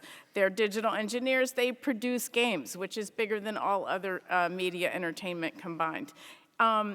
And these workers are increasingly coming together to raise their voice, build their power on issues like unbearable scheduling in gaming, abuse of temporary workers at Google, sexual harassment everywhere, layoffs at Netflix, not Netflix, at Twitter and Netflix, and about not getting a fair share of the wealth they produce. And so we're working quite a bit in this area, and I want to say with great optimism, there's great stuff happening in Korea, where there has been a while, with Code CWA in the United States, really saying let's not turn our back on these workers who are ready to go. And I will say in 4 years from now, we're going to come back and say there have been giant strides in the unionization of tech and games workers. And then we look at Amazon, which relies on technology to drive its platform, its formidable sales platform. It's an owner of the products it sells and an owner of the platform, which destroys its competition and commerce markets in which it operates. So that's the technology of the platform, but Amazon also deploys the dehumanizing technology, which drives the production quotas in a manner which seems more medieval than modern. And so we want to think about this as, you know, this digital transformation. This is digital application to drive practices which are familiar to workers since the beginning of time. How can the boss get the worker to work harder? I mean, this is not a new question. There just happen to be some new tools to make it easier to do that. And we talked a little bit earlier about surveillance. The levels of surveillance that we see today in an Amazon warehouse have not been, and that level of surveillance feeds into algorithmic management, or makes algorithmic management possible through the intervention of artificial intelligence. Meaning that the job in an Amazon warehouse is probably the most dangerous warehouse job in the world. And so this is the deployment of technology. And I think that's really the focus that we consider when we're really looking at organizing Amazon. Now, during the pandemic, as you could imagine, Amazon expanded its market substantially. People who had never shopped online before came to depend on this one-click shopping. The tech companies got richer and richer, including their CEOs and owners, and we all know about Jeff Bezos, who's the second richest man in the world. Andrew Jassy, who's replaced Jeff Bezos as the CEO of Amazon, is, I think, the highest CEO to worker ratio of pay in the United States, certainly, which therefore would mean in the world. And now, when we think about those early days of the pandemic, a lot of commerce was closed down because it wasn't really essential to go to H&M and buy a new dress. On the other hand, and so that was like, stay home if you don't need to be at work. You know, we restricted the amount of people who were congregating. But Amazon workers were expected to come to work, not necessarily to sell and deliver essential products, but every product. And there's a famous, I think, member of CGIL who said, is it really essential for me to send a bed for the dog? Well, it depends who you're asking, but the answer would normally be no. And there were strikes across Europe, in particular, also some walkouts in the United States about the impossibility to socially distance. With so many workers in the warehouse, so much pressure to work quickly and around the clock, sales are going up. Even when coworkers became infected with COVID, the warehouses were generally not closed. Our comrades in France went to court to challenge the definition of essential products, achieved a very important victory for safety in those warehouses by forcing the company to slow down. And this was a victory heard around the world. And the record will show, and there were many other actions to force Amazon to respect safety and health, but the record will show that they put the profits ahead of lives. It was only when the unions were fighting back, standing up, that protected workers during this time. Now, UNI has convened a global alliance, a global Amazon alliance of unions organizing Amazon workers for about the past 10 years. And today, we see activities in many, many places. In fact, the level has really increased beyond, certainly beyond what we've seen in the past 10 years. Workers have started to mobilize from India to Kent, from Chicago to Hamburg. We have 2,300 warehouses. Amazon has 2,300 warehouses, hundreds of thousands of delivery drivers. And these workers are all, we can't really map out the totality of it because much of it is spontaneous. And oh yeah, there's some groups in Chicago who walked out, or there's some groups in California, there's some groups, all across Europe. So it's, and elsewhere as well. So much of this is driven by wages. Of course, we're all upset about falling real wages right now.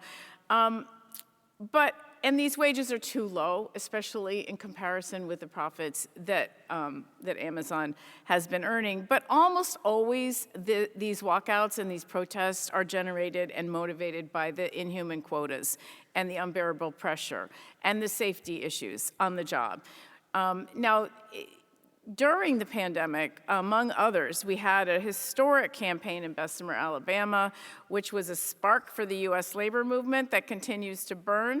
And I'm going to come back to that campaign later when I wrap up. But I just want to mention some of the other campaigns that are going on. And Verdi, has been striking on a regular basis for many years. But under this past year, under Verdi's leadership, we've seen new works councils formed, and the effort to organize has expanded from the warehouses to the delivery stations and drivers. And one works council challenged the algorithmic management in court, and the court found that there is no justification for individualized production quotas. Not so much that algorithmic management could not exist, but that the production quotas which resulted from the management were inappropriate, which is one way to approach the question of algorithmic management, is not opening the algorithm, but saying you cannot impose this type of quota on an individual, which was an interesting outcome. In the United Kingdom, GMB has done a great job of exposing the unsafe conditions, putting the company on its back foot. So much so that the company takes out TV ads to claim they have great working conditions. So really, the truth is out. The Amazon imposes grueling demands on its workers, wears them down, spits them out, and refuses dialogue and negotiation, except where required. And that's where I want to say it's especially important to recognize the victory won by the Italian unions. In 2022, they got a protocol with Amazon, and then later a wage and meal agreement, a meal allowance agreement through collective bargaining. Really a big, big achievement, so congratulations to our Italian brothers and sisters. So looking forward, the company continues to grow its footprint, its influence on work, and in fact, I'd say Amazon's the illustration of the future of work, which we don't want. And it's recently purchased a big healthcare company in the United States, going into finance, expanding next year into South Africa, Nigeria, across Asia. So we're going to continue to fight Amazon on the shop floor, so to speak, but we also have to fight them in the halls of government. And as you heard, we need regulation of some of their practices. Too long, Amazon has bent the law to suit its purposes, not only on surveillance, but when we look at climate, when we look at tax, when we look at monopoly power, there's all kinds of issues where Amazon is the worst case scenario. So in 2023, we're going to convene a groundbreaking event that's going to bring together unions, NGOs, and our elected leaders. Parliamentary Alliance, I think is the name, to change the rules, whether it's surveillance or safety or union busting or classification. In every case, Amazon needs new rules if we want to work with dignity, and we're looking forward to this symposium that will come up next quarter. And we're also working with our affiliates on a data rights project that will challenge Amazon's abuse of digital management tools through the collection of data, leading off with some cases using the GDPR in 5 countries. We've expanded the Amazon organizing into the Global South with some campaigns in India and Brazil. And last point for me is that we're proud to be working with Progressive International to build this coalition called Make Amazon Pay. Big coalition to call out Amazon from every dimension. And so we've named what's traditionally been called Black Friday, the Make Amazon Pay Day. And last year, the media attention, social and otherwise, reached 1.8 billion people. So this year, we want to make it even better than ever. So it's next Friday. So check out the website, makeamazonpay.com, and you'll see tools that you can use if you want to join in on social media or take an action locally. Makeamazonpay.com. So we met a few weeks ago, our Amazon Alliance met. We had 17 countries in the room. It was a great meeting. People are jazzed about moving forward together. I think there's going to be some strikes on Black Friday taken in coordination, which is a big step up in terms of our ability to send the message to Amazon that we are acting together. We are powerful. You are big. We are bigger. And that's how it's going to roll. So I'd like to invite the chair of the Amazon Alliance, Stuart Applebaum, who I believe is here in the room. There you go, Stuart. I'd like to just invite you to make a few remarks about the campaign you've been running in the U.S. Thank you, Christy.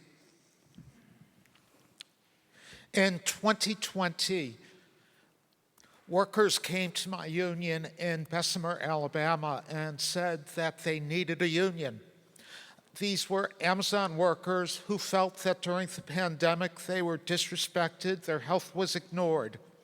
They felt that they were mistreated and dehumanized. They felt that they were being treated like robots, and they knew that something needed to change. There had never been an election at an Amazon facility in the United States in the 27-year history of the company. But these workers felt that they needed to go forward. And we organized, we worked with them. It was their campaign, and Amazon responded by spending $4.3 million on union-busting activities. They broke the law every way they could. They did whatever they could to intimidate and interfere with the workers' rights to decide whether or not they wanted to be unionized. But what happened with this campaign is that it got a lot of attention around the world. I believe more than 20 countries had film crews coming to Alabama, trying to find out what is going on here. It was a surprise. And what these workers did in Alabama sparked a movement in the United States. They lit a fire. They inspired more organizing at other Amazons throughout the United States and at other companies such as Starbucks and others. In the United States today, there is a moment in support of organizing. 71% of all Americans now support unions in the workplace. And we're trying to take advantage of that moment. We see workers, young workers, standing up no matter where they work and say they need a union. I just want to conclude by saying the importance of taking on Amazon transcends this one company. It's really about what the future of work is going to look like and how workers are going to be treated in that future. And I think it's important for the entire labor movement around the world to say that we're not going to let Amazon go unchallenged. We are not going to let its vision of the future of work become what the future of work is going to be. And just yesterday morning, we had a call of different configurations of Amazon workers around the United States talking about how they are going to be part of Make Amazon Pay. And it's extremely exciting. We can't let this moment go. We have to let it grow. We have to encourage it. And Christy, I want to thank you for your leadership on this. Thank you. Thank you, Christy, and thank you, Stuart. Very strong call to arms when we respond to Make Amazon Pay. So, Baker, congratulations. You've now got to follow Stuart and his demanding challenge to all of the ITUC delegates. Baker is ITF's Youth and Future of Work Officer. She's leading a very significant piece of work, both from the youth perspective, but also in particular ride-hailing and food delivery. And she's going to talk a little bit about some of the work our affiliates have been doing with the youth team and the Future of Work team. Over to you, Baker. Thanks very much, Steve, and good afternoon, comrades. It's very hard to follow such an intervention by Brother Stuart. Well done. But I would like to share some of the ITF's global organizing and campaigning work and how we intervened in this space.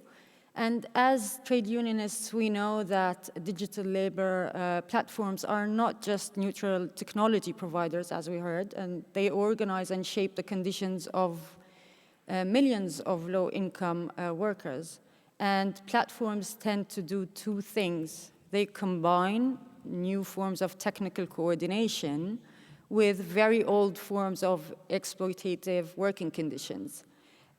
We know that they are eager to expand, as we heard, from their disruptive presence.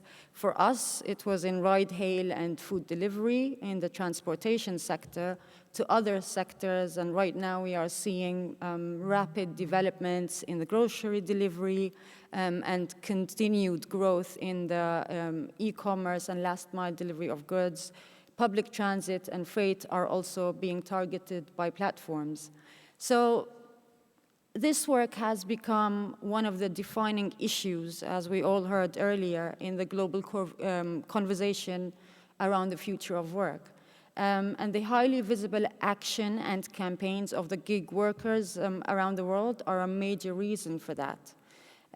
We've seen actions taking place in Italy, in France, in Australia, in the UK, and specifically against a company called Deliveroo, which I will highlight in more depth in a minute. We've also seen drivers rallying in New York City, in Delhi, in Nairobi, while food delivery workers protests in Sydney and Bangkok and so many other places around the world. And the reality is that it's a very challenging and rapidly changing sector, but we have worked with workers and unions to pursue a variety of strategies to hold platforms accountable and attempt to build workers' power. Broadly speaking, we can group these interconnected activities in three categories: worker organizing, and we see the informal organizing in the new unions that have been emerging versus the established unions. We also heard about the strategic litigation around challenging misclassification, collective bargaining rights, and the legislative reforms on the presumption of employment status, data rights, minimum wage, sick pay, sanitation, etc. For their part, the companies, they have also pursued complex strategies on each of these fronts. And during our last Congress, which was in 2018 in Singapore, tech companies and the gig economy were identified as a priority area for transport workers. And we started building since then our workers' networks, specifically in the food delivery and ride-hailing, as I mentioned. And in 2022, we defined our policy and published the gig economy employer principles, many of them which were highlighted by our previous panelists. And these basically lay out a vision for workers and union rights in the gig economy. They were launched during a media blitz that we did against Proposition 22 in California, which caught actually Uber's attention, but I'll come back to that later on. In that same year, the story that I would like to share with you is we established an international rights for riders network. And our initial activities brought together Deliveroo Riders, a company basically that's based in the UK. And the aim of this network was to amplify their demands in the lead up to this company's initial public offering in London, in the London Stock Exchange. And the company which some of you might have heard, this company just announced shutting down its operation here in Australia only 2 days ago, leaving behind, of course, thousands of workers without any protections. So this network basically has 8 different unions and affiliates of the ITF organizing gig workers, some of them here in Australia, like the TWU, FNV in the Netherlands, BTB Belgium, in France, Spain, and so many other countries. And uniquely, this network also included new and independent riders groups, such as the IWGB in the UK, Deliverance Milano in Italy. And after several months of organizing and planning meetings together, bringing together those workers from the 10 different countries of where Deliveroo operates in 12 of them, we launched our Rights for Riders campaign with a public website and a call to action a month before the IPO. We organized joint actions for a week, ending up with a strike in the UK, where, as I mentioned, the company was based, on the day of the IPO. And while the company stubbornly refused to engage with riders' issues, coverage of the poor working conditions totally overshadowed the company's own PR charm offensive, we might call it, which basically included a one-time payments to riders. And ultimately, this resulted in 12 major investment funds announcing that they would not participate in the IPO, mainly to the growing risk presented by the concerns over riders' working conditions. And this Deliveroo's IPO failure was registered as one of the worst in the history of the London Stock Exchange, with a loss of nearly $3 billion that will serve as an example for all other gig economy companies about the importance of addressing workers' conditions. And our campaigning work continues with this network, and we're currently looking at international instruments and tools to assist them in their organizing and campaigning efforts. And many times, companies have tried to take advantage of divisions between unions. Deliveroo has attempted to justify its refusal to engage with workers' issues by referring to some of the unions, like the IWGB, as a fringe union. They have even attempted to recycle the same talking points to attack some unions, like here, TWU in Australia. And we can challenge this framing by building relationships between new and established unions. We know organizing in the gig economy or the platform economy isn't as easy as it sounds. We've recognized, we've highlighted these issues, but it's also very important for the new as well as the established, let's say, unions work together, creating visible structures of international working solidarity with backing from those workers' networks. And yesterday, I think we all repeated after Sharon, organize, organize, organize, and we will have to continue to organize. But adapting our structures is fundamental to be able to shape this new form of organizing. And an international collaboration is the only way for us to hold these companies accountable on a global scale, so they have nowhere to hide, basically. The last thing I would like to highlight is our strategy has a dual approach. While we do the organizing and campaigning, we also recognize the importance of engaging with these platform companies to improve the day-to-day conditions and lives of these workers.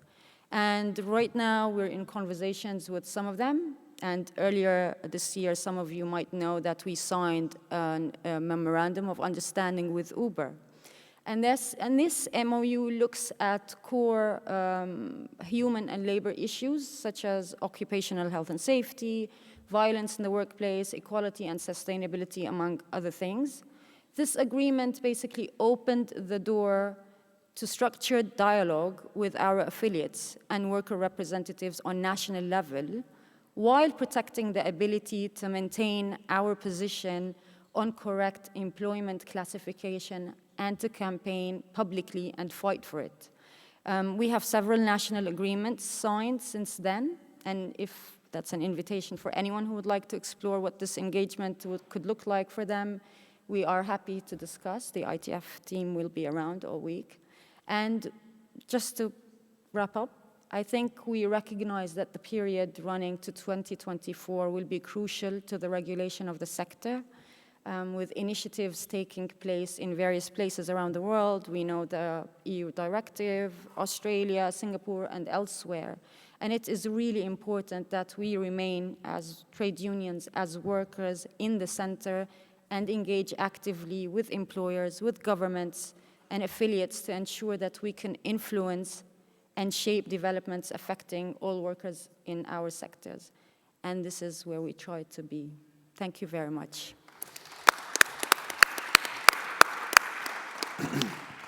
As you can see, both UNI and ITF have been very busy coming up with creative ways to respond to these challenges.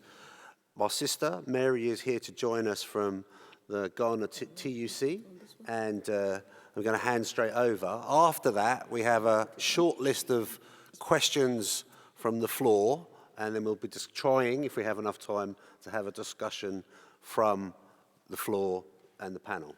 Mary, over to you. Okay, thank you very much, Steve. It's always difficult to be the last speaker, but it's a privilege to be here to share with you our experience from the Trade Union Congress in Ghana, what we have been doing as far as platform work is concerned. And I'd like to start by saying that just like all other countries, we are also experiencing significant growth in the platform economy, especially during the COVID and after.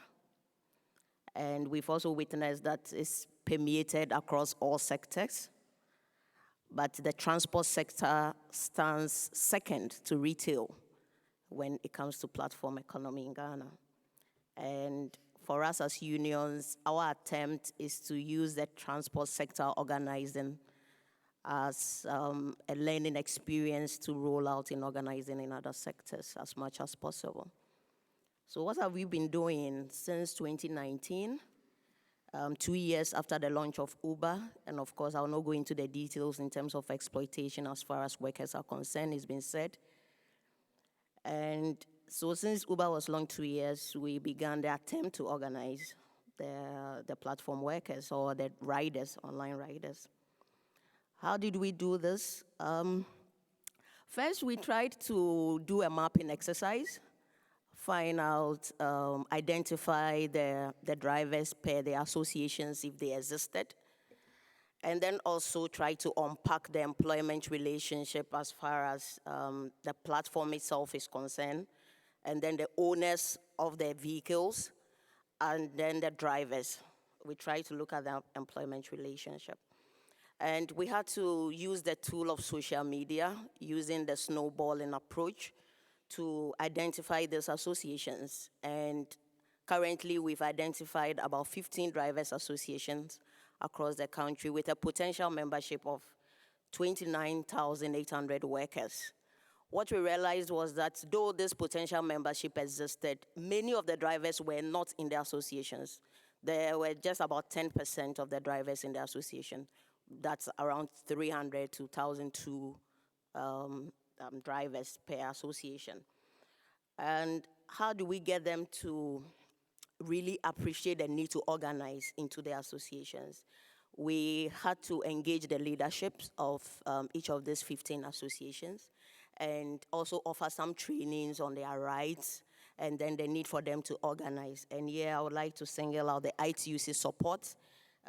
We've been able to engage leadership from the online drivers on a number of online trainings. Of course, online trainings have its own challenges when you come to the context within which we are coming from. Internet penetration is quite low, and then stability of internet is another challenge in there. But that notwithstanding, those trainings have been done. But the challenge still remains, and I'll just mention a few because we still don't have the regulation to guide employment in the sector. We do not have any policy, just like in many other countries as well.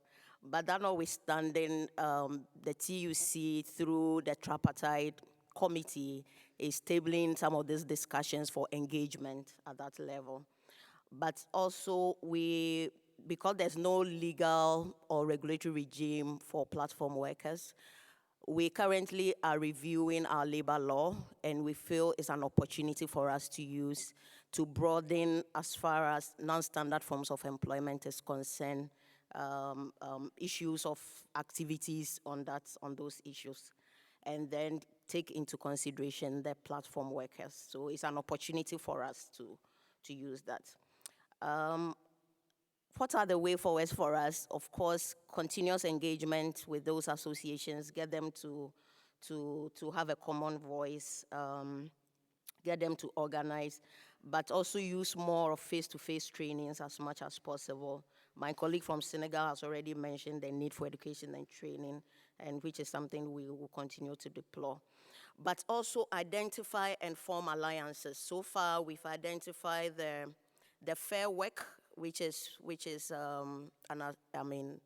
operating in the region, basically looking at assessing the platform works, and these are associations that we can form alliances with, then seek the interests of the platform workers. So that's something we'll be doing as well. But also try to find a way to use legal strategies as much as possible to remedy the exploitation of our platform workers. And then we'll also continue to advocate around regulations and legal reforms and policy framework as much as possible, especially to promote collective bargaining and organization of platform workers in Ghana. So I think I'll conclude by saying that though it's a national issue, as it's been said, it's a global issue as well. And so at the national level, in as much as you try, we must also form alliances at the global level to help us achieve this in a much better way. I thank you very much. Thank you, Mary. I have a closed list of speakers already lined up, so I'm going to quickly I'm going to list you out, and if you can then take a seat behind us, stand behind the mic. So Maria Excel is the president of the TUC. I think she's the first speaker. And Tanaka-san from Rengo will be the second one. Christina Kolkov from the Why Not Lab. And then my good friend Stefano will be the fourth speaker. And then we'll try to respond as a panel with a very tight timetable. Okay, thank you very much. Maria Excel from the TUC and also a member of the Communication Workers Union. Speaking a little bit from our experience of organising and representing those tech workers, not workers who are working for the platform economy, but the people who provide the tech. It's hard, the fragmented nature of the industry, contractual arrangements, a lot of full self-employment, and especially in the case of the big tech firms, an anti-union bias, obviously. But it can be done, and it is possible. Currently, the specific tech sector of our union, which we set up to aim to organise those workers, is the fastest growing part of our union. just a couple of other quick things about lessons from COVID, because I think the issues around how tech is used during COVID it's exposed a digital divide in the UK, with many working class households unable to access digital resources, including educational resources, when the schools were closed, and other issues of public services.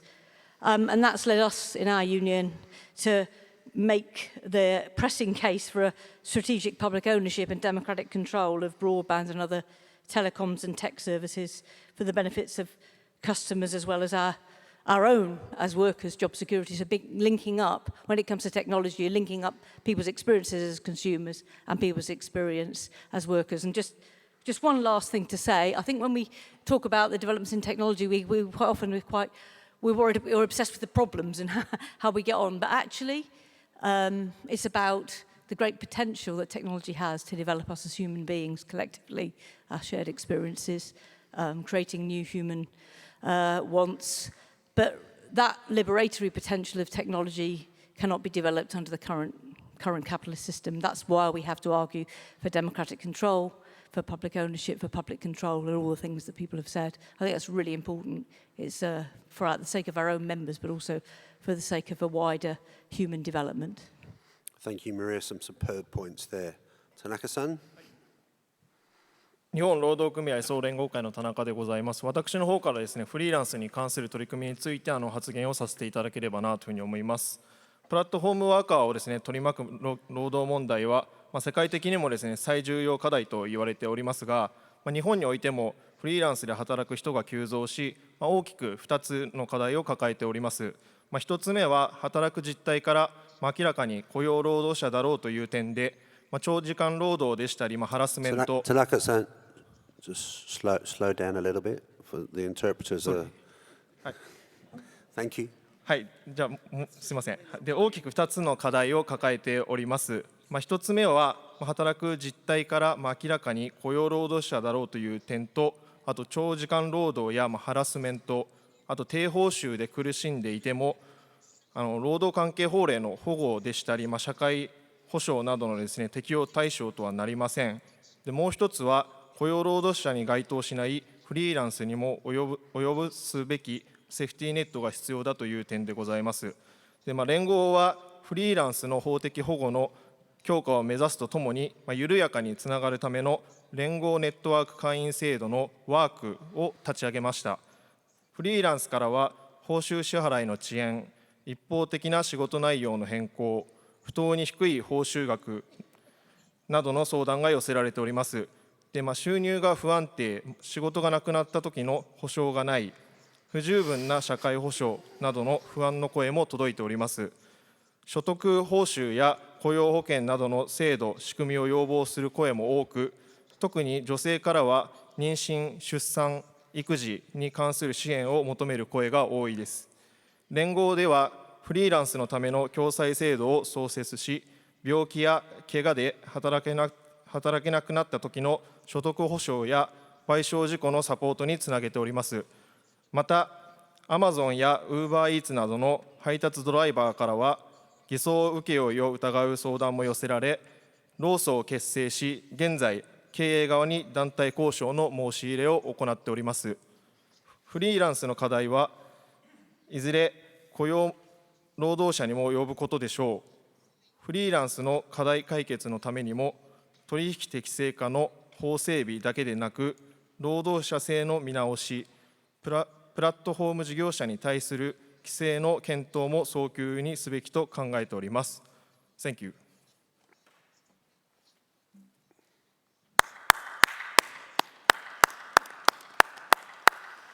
Thank you, Tanaka-san.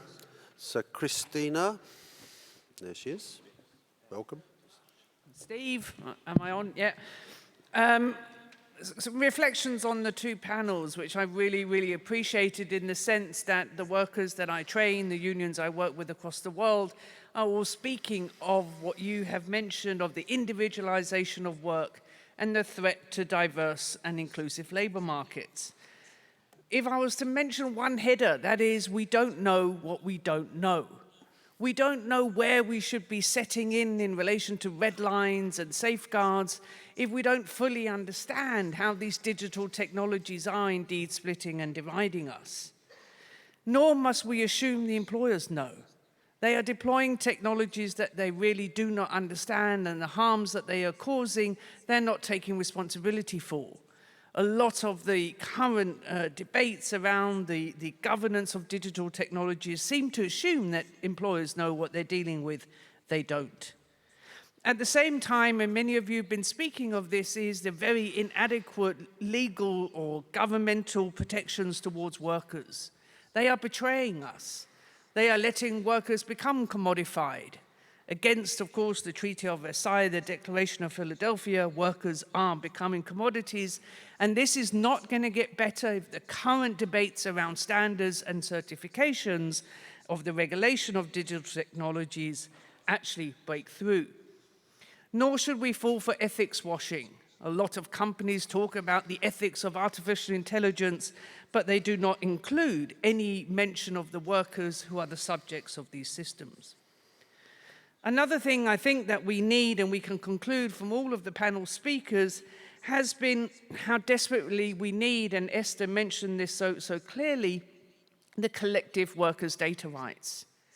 When we talk about data rights, we must never fall for the individual rights, because this is not just about you or me. This is about us and how the quantification of us is actually ending up dividing us. And then the unions in transformation agenda, which many of you have also spoken about. How can we tap into the potentials of these technologies to organize workers as they become more disparate? As we have the precariousness of the gig economy, or we have workers working from home, how do we use these new technologies to not only give them voice, but also especially give the young workers voice? And then lastly, a reflection I have is a quote from a musician, and that was that music is made between the notes. How can we as workers in our occupational health and safety and our mental awareness actually call for algorithmic silence? The right to be free from this constant manipulation that we all are subject to. So I understand, and this is something a lot of workers I work with say, that all of this is so complex. How do we get to grips with really putting our safeguards down? And if any of you feel that way, then FES is having a side event here on Monday called Reshaping the Digitalization of Work and Workers, and I really urge you, invite you all to come there. So, Chair, thank you so much for the opportunity to take the floor. Excellent. Stefano?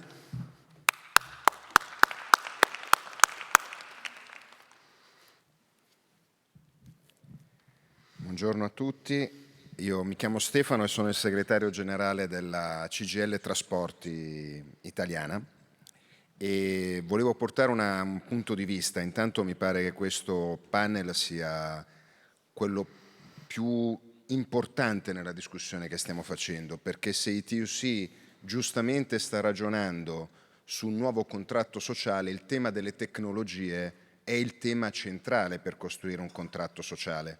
Io mi pongo una questione, la pongo a voi, ma se le persone dialogano attraverso le piattaforme, se scelgono come votare sulle piattaforme, se decidono quali sono i loro gusti attraverso le piattaforme, è ora che noi diciamo con chiarezza che le piattaforme non possono essere esclusiva proprietà privata di singole persone, perché è in gioco la libertà non solo dei lavoratori, ma la libertà dei cittadini. Io credo che su questo, lo dico francamente, dovremmo avere più coraggio nelle scelte che facciamo, perché altrimenti ci concentriamo su piccoli aspetti, ma non guardiamo il fatto che oggi è messa in discussione la libertà delle persone. Dopodiché volevo portare alcuni punti di vista. Il sindacato dei trasporti italiano è quello che ha fatto un accordo con Amazon, veniva ricordato, e lì stiamo misurando una serie di problematiche, una serie di questioni. La prima è questa: c'è un aumento delle tecnologie, ma non c'è una riduzione degli orari e del carico del lavoro. La tecnologia non si sta utilizzando per liberare l'uomo dal lavoro, ma diventa un ulteriore elemento di aumento dei carichi di lavoro. Nel mondo dei trasporti e della logistica, in particolare in Europa, si fa fatica a trovare persone che vogliano lavorare in quel mondo. È ora di fare una riflessione sul fatto che le persone hanno diritto, proprio perché le tecnologie avanzano, ad avere un equilibrio diverso tra tempi di vita e tempi di lavoro. Questo ci permette di giudicare se una tecnologia è giusta o è sbagliata, se è al servizio delle persone è giusta, se non è al servizio delle persone è una tecnologia che serve solo coloro che la mettono in campo, non sono mai neutre le tecnologie. E quindi questo io penso sia un punto importante che noi dobbiamo provare a portare avanti. Dall'altro lato ci sono tutta una serie di implicazioni che giustamente venivano ricordate, e chiudo, che sono quelle relative all'utilizzo dei dati.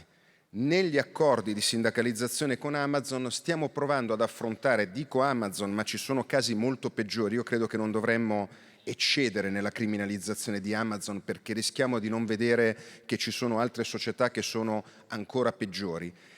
La cosa sulla quale però facciamo molta fatica è quella di capire come vengono utilizzati il sistema dei consensi dei lavoratori di Amazon, perché il sospetto che abbiamo è che attraverso un controllo sui social, attraverso un controllo ed una liberatoria che i lavoratori firmano, ci possano essere condizioni discriminanti, per esempio per i lavoratori che si iscrivono al sindacato o per i lavoratori che fanno un certo tipo di scelte politiche. Ho detto queste 2 o 3 cose perché io penso che dovremmo passare dall'analisi molto importante che questo congresso è stato in grado di fare sulle tecnologie e sulle piattaforme e provare a formulare una vera e propria proposta politica da portare in tutti i paesi. Grazie.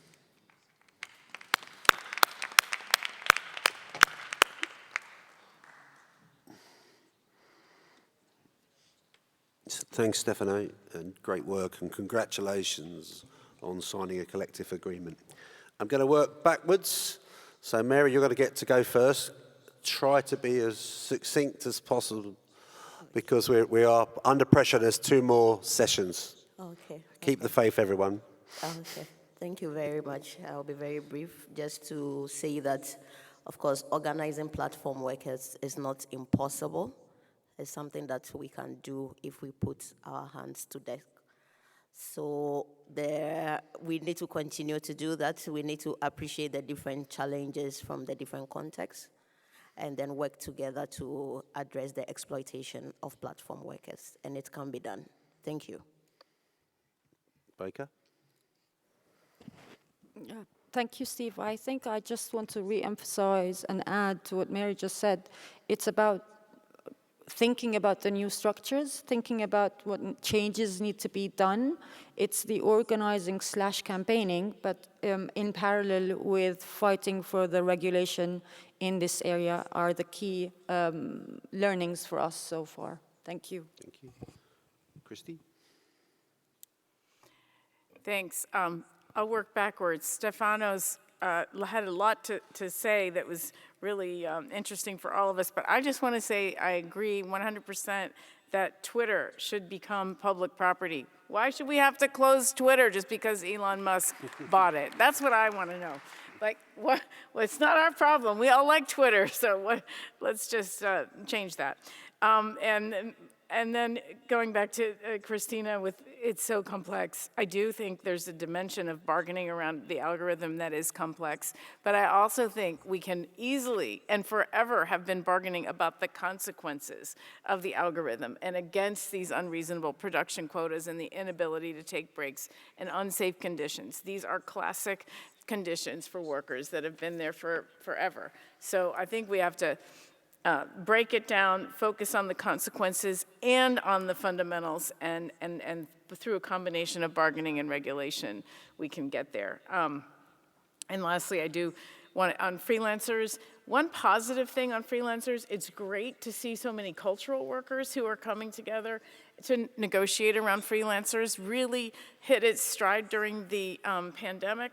But we saw that the European Commission has decided that freelancers are no longer in violation of competition law if they organize. That's a big step forward because in the past they weren't allowed to come together with a collective voice. So I do think that the freelancer example hopefully will help with the platform workers, but we know there's been big strides forward in the cultural space of media workers on freelance rights, and I know Marissa brought that up. And lastly, Marissa, so great about the CWU tech focus, and we're seeing that across a couple of other unions in the UK as well as across Europe, and Ireland has lots and lots of tech workers in there really putting their act together as well. So as I said, 4 years from now, it's going to be a different story. That's enough for me. So can we join everyone in thanking the panel and the contributors from the floor? And can I ask, as they exit left, can I ask Paul Davis and Chris Walton, if he's here, to come on up for the last two sessions? So once again, thank you, all of you, for your contribution. And I will say that because we could have done a lot more on these issues, if you need to speak to any of the panelists or the contributors or the ITF team or anyone else around, please feel free to follow up if you want more information, either personally or by email. So thank you all. One more time.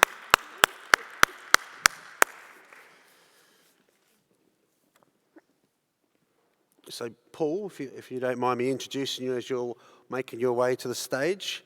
I think it's a stage you're quite used to, I would imagine. So it's the Director of Musicians Australia, the Media, Entertainment and Arts Alliance in Australia. And we're going to talk today about what can we learn from the entertainment unions, how they've responded to the challenges in bargaining and the organising tactics.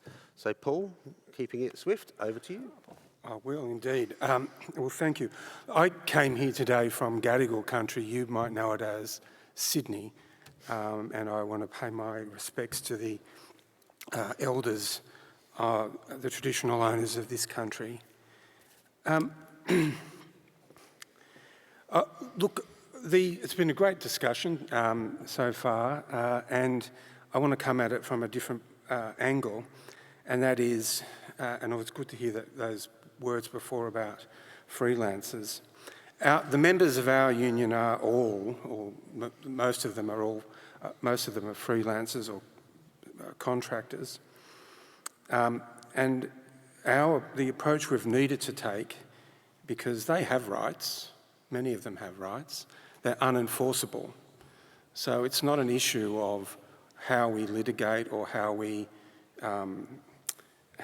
go about enforcing rights. It's really an issue of how we provide an alternative to the effects of technology on their work. So for musicians, of course, this has meant that the value of the work that they do through recording has been drastically reduced through streaming services, for instance. And of course, there are similar effects in acting and in other forms of performance. The approach our union has taken is therefore to look at the intrinsic value of their work and do that through an engagement with community and through rebuilding of audience in a kind of reciprocal arrangement. Through that method, we also build the social license necessary to sustain and actually achieve regulation. And we also work towards, and that can play out, for instance, in terms of ensuring that those of our members who are dependent on public funding are not under attack, because there's a political legitimacy in the funding that in the work that we're seeking to do by building community. But it also plays out by way of allowing us to leverage community support for performers who are otherwise on their own. Through the work of Musicians Australia, in Australia we've had a failure of our musicians union and decades ago. So when we launched this effort about 4 years ago, the industry was in chaos. It's still relatively chaotic, but we've been able to rebuild, as I said, on the basis of support, of identifying and leveraging community, and also directly, of course, through the community of musicians themselves. And that has played out by achieving some just very basic foundational standards. That's by way of a minimum fee. Of course, musicians have been in the situation of having to pay to play. So it's not a situation of being able to enforce a standard. It's having literally no standard. I'm pleased to say that even under the circumstances of the pandemic, when most of them lost their work altogether, our new union, Musicians Australia, has grown by about 5-fold, and we've now achieved a minimum fee for those musicians in all of the Australian states, with the exception of the state I'm from, New South Wales, but I think we're about to get there as well. Look, all that's just to say our efforts are not, we're not ignoring the regulatory needs, and of course that's significantly, that's highly significant when it comes to looking at platforms, Spotify, etc. But our message, if you like, is that it has to be achieved through organising community, through understanding the intrinsic value of the work our members in entertainment and the cultural workforce do, and the details of that work cannot be underestimated. Thank you. I'm going to ask for the lights to come up and ask if anyone's got any questions. Having listened to the challenging situation for both musicians and actors, would anyone like to pose a question? No questions. Looks like there could be CFMEU coming on up. Welcome. Sorry, I missed your name. Paul. Paul. That'd be my fault. Paul Davis. Thanks, Paul. The other Paul was showing his credit cards when we were talking about internet and surveillance, so it was funny. Anyway, Paul, regarding decades of failure, there have been a lot of Australian musicians and performers who have hit Hollywood and the big time. Haven't they been recruited or been able to be front people for the union movement and for better rights and conditions as spokespeople? Well, some of them are in the union, but of course they're a very small minority of the sector. But yes, we have members who are famous. We're mostly interested in, though, the bread and butter work that musicians do in the pubs and clubs and in theatre, as well as in our symphony orchestras, many of whom you wouldn't know by name. Okay. Look like I'm getting some stage direction. No, I'm not. It's gone back. It's coming forward. There we go. Any other questions before I move to the fact that the next speaker might not be here? Is that my... Sorry, bear with us a second. There is a question. Okay, let me pose... Yes, please. Sister Thank you. In Italia abbiamo delle differenze tra i musicisti, i cantanti, gli operatori dello spettacolo che sono dipendenti del Teatro della Scala di Milano, dell'Opera di Roma o di altre molte situazioni, e quelli che poi vengono presi invece per gli spettacoli e quindi diciamo solo per momenti particolari. Devo dire che su questo la pandemia ha fatto emergere anche la difficoltà di coprire in termini di ammortizzatori sociali queste persone che sono sì considerati lavoratori autonomi, ma nella realtà non lo sono. Io dico che sono più lavoratori viaggiatori che autonomi. E allora si sono costruiti ammortizzatori sociali specifici per loro, che adesso sono anche diventati strutturali. Quindi la pandemia ci ha aiutato a costruire degli ammortizzatori sociali che questi lavoratori dello spettacolo comunque avranno anche per il futuro.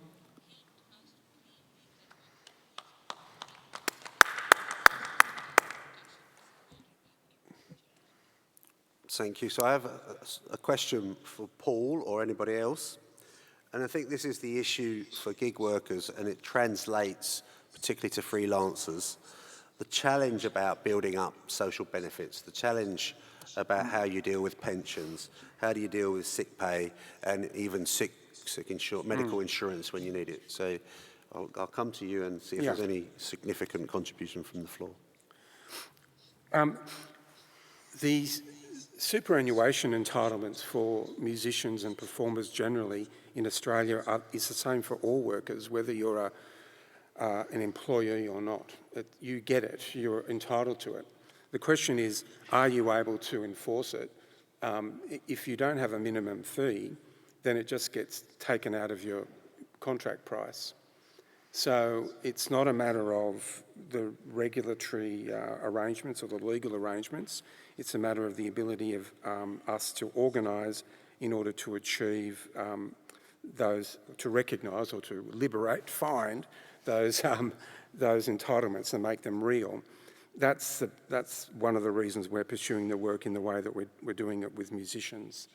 Yeah. Thank you, Paul. Anybody else? I can't flick the lights up. Any else want to come in on that? Seeing no one. I'm going to say thank you very much. Let's give Paul a fantastic round of applause and give our solidarity for the people that give us a lot of pleasure, who clearly have had a very tough period through the pandemic. Okay. I'm stalling. So the next speaker is Chris Walton, but it's very dark out there, so I can't tell whether he's actually here or not. And my team at the back, can you come to the moderator's help?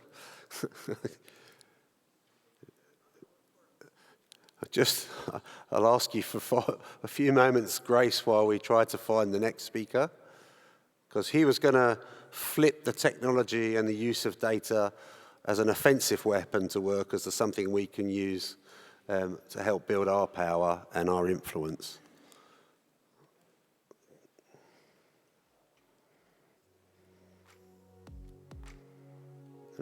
Some nice music, produced by some magicians, Paul, I think, at some stage. We have him, he's rushing up to the front. So let me just kick off. So Chris Walton is a significant figure. So just to refresh your memory, when we talked about the beginning of this session, it was all about the challenges of technology, but there's also the fact that data can be used as a positive for unions. And Chris and his team have been working on how to modernise us in that sense. And we're going to hear a little bit about how do we do that, what can we learn, and how can we improve the situation for unions. Just a little bit about Chris. He's been an innovator and a leader of labour change for many years, and today he is the CEO of the Union Innovation Hub, and it's under the umbrella of the Australian Council of Trade Unions. I think there's two of you, so welcome, Chris. If you can bring everyone up to speed, who's your colleague. Thank you. Do we have an HDMI cable? What cable do we need? Sorry? What cable did you want? HDMI. HDMI cable. Could be that we have one at the back. I'm hoping that's so.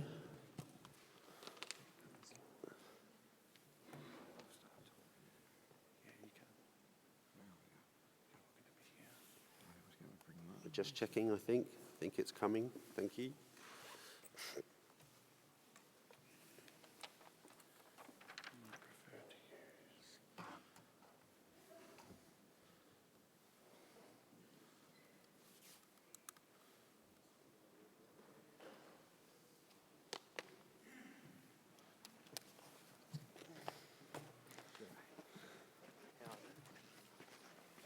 So, Chris.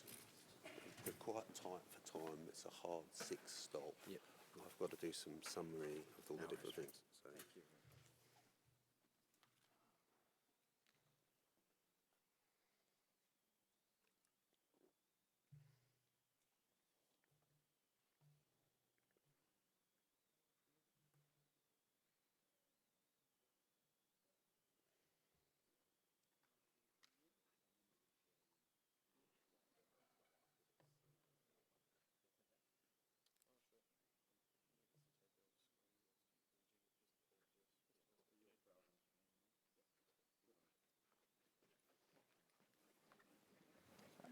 Good afternoon, brothers and sisters. It's a great privilege to be here with you this afternoon. Today, my name's Chris Walton. As was mentioned, I used to be Assistant Secretary of the Australian Council of Trade Unions, and I'm now CEO of what we call the Union Innovation Hub. The Hub is an initiative of Australian unions we wanted to share with you and to ask the question whether any of this may be relevant in your country, whether there's an opportunity for some of these principles that we've been trialling to help. Of course, what we're looking at is this idea of digital innovation for unions, how we can use the tools of technology to improve the way we go about organising and doing our work. Today we'll discuss some of the key drivers for us using digital innovation, 5 critical steps to digital innovation, and we'll actually show a practical example of what over half the union movement now in Australia is using to try and improve the way we do our work. We have set this up for a simple purpose. We want to reduce the cost and ensure we get faster to the innovation we need in order to help workers. Look, folks, I'm just an old organiser. I've been a union official for 36 years, and what I came to the view is that more of the same was not going to get us a different result. I had to shake myself up. I knew if we were going to better help workers and create a more just society, I needed to modernise my approach. I came to a view after lots of trials that there is no change in the fundamentals of unionism, but you didn't have to be a rocket scientist to just see how workers were engaging on the tram, on the train, all in countries all around the world, the incredible use of smart mobile phones. So I went back to a union after I was at the ITUC and just trialled to see how far we could go. And in order that we do help more workers win, create a more just and fair society.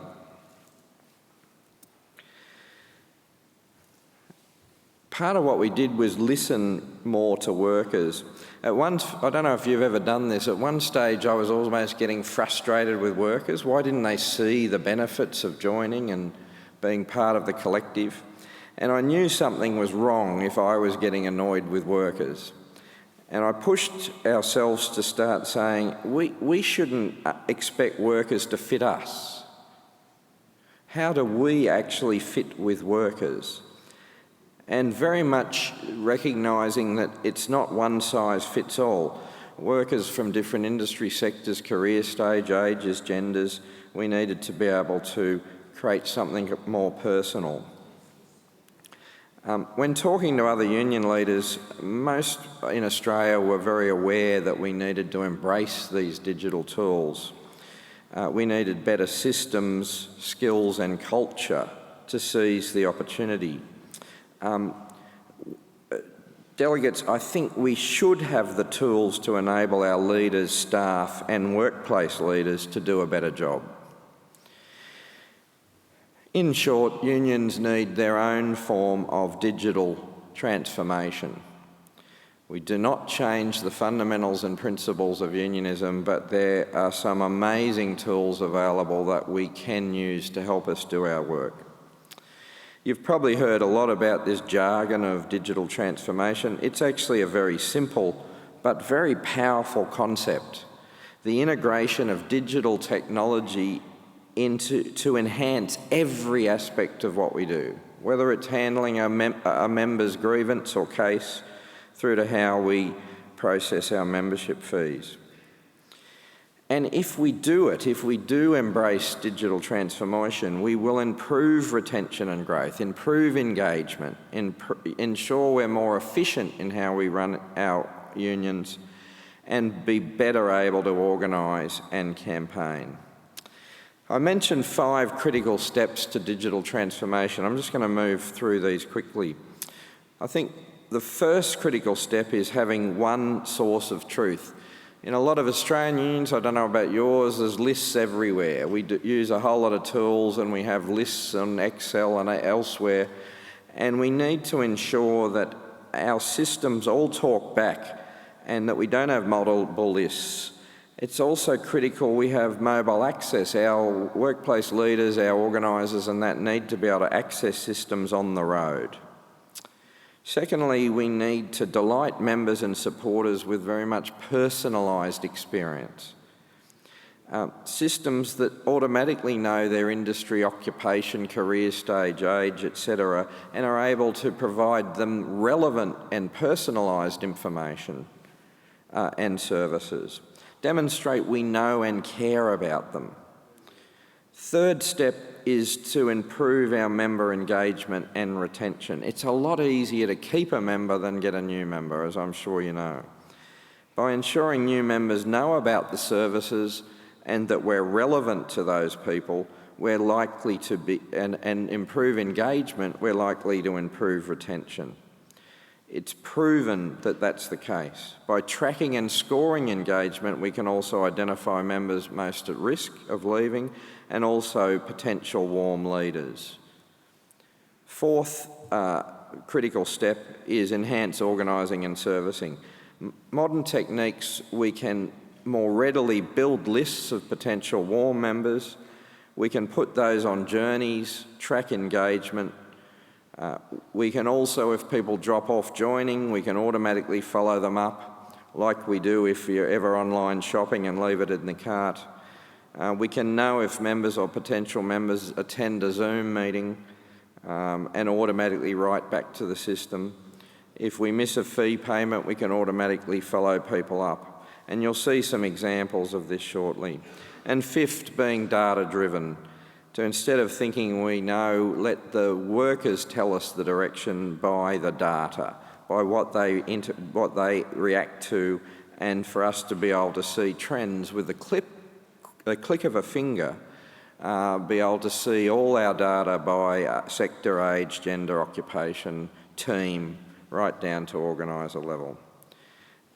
So they're the 5 critical steps to digital transformation that we've been working with, and we're about to show you now some practical examples of what we've done in Australia. We're not sure that national borders have much meaning with some of this technology. Obviously there's always an adaptation, but we think a lot of what we're going to show you, we hope, is relevant in your countries. So I'm handing over now Stephen Gargano, the people in our team who really know what they're doing, including Stephen, and he can show you live some of the things we've built in Australian unions. And by in Australian unions, I'm very pleased to tell you that we've actually now, we've got now on the one system, they've got their own data and own database and own system, but we've built on the same platform now for 891,000 members. With 35 unions and branches who have been implemented. That's over half the Australian union movement since April 2020. It's extraordinary, the take-up of Australian unions. Over half the movement since April 2020 now using what you're about to see. Stephen. Okay, just one second. I'll grab up all of the different systems we need to have a bit of a look at.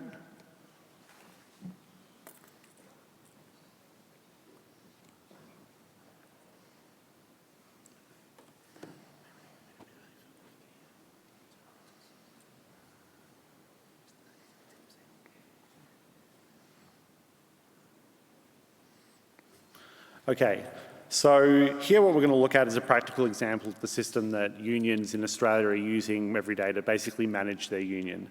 You know, for the most part, you know, we're talking about a CRM here. So a lot of what this does, it has to handle the basics of being one source of truth for the union. So when we go through here and we look at the sorts of things it has to do, it's got to do a lot of the things that you'd basically expect.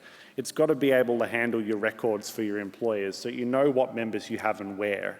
But it's got to do more than that as well. You know, in the reporting in the systems that we have for employers, you've got to have reporting, you've got to have detail. You need to know a bit more about your members and about your workplaces other than simply that they exist. It's not only about having data in there, it's about having insight. These sorts of reports are built in across the system. We'll have a little bit more of a look at this later, but this sort of stuff's here. Within your database, you've got to be able to pull lists of members instantly. You've got to be able to see what your members are engaging with. And it's really got to be fast and easy for your union staff to use so that they can get the most out of their system at any point in time. Having detailed info about your employers is really, really great. You need to have similarly detailed profiles of your members, right? Now, usually when a union goes into the process of bringing in new systems, they're all reinventing the wheel. They're going through and putting in member categories and delegate structures or representative structures, organisers, different workplace tiers. For Australian unions, when they come on, this is all pre-built and done. Every union's working together and they've come together on a structure that kind of matches. And then when they come on, they do the little tweaking and tailoring, but they're not reinventing what a union looks like. And so they get a lot of benefit from that.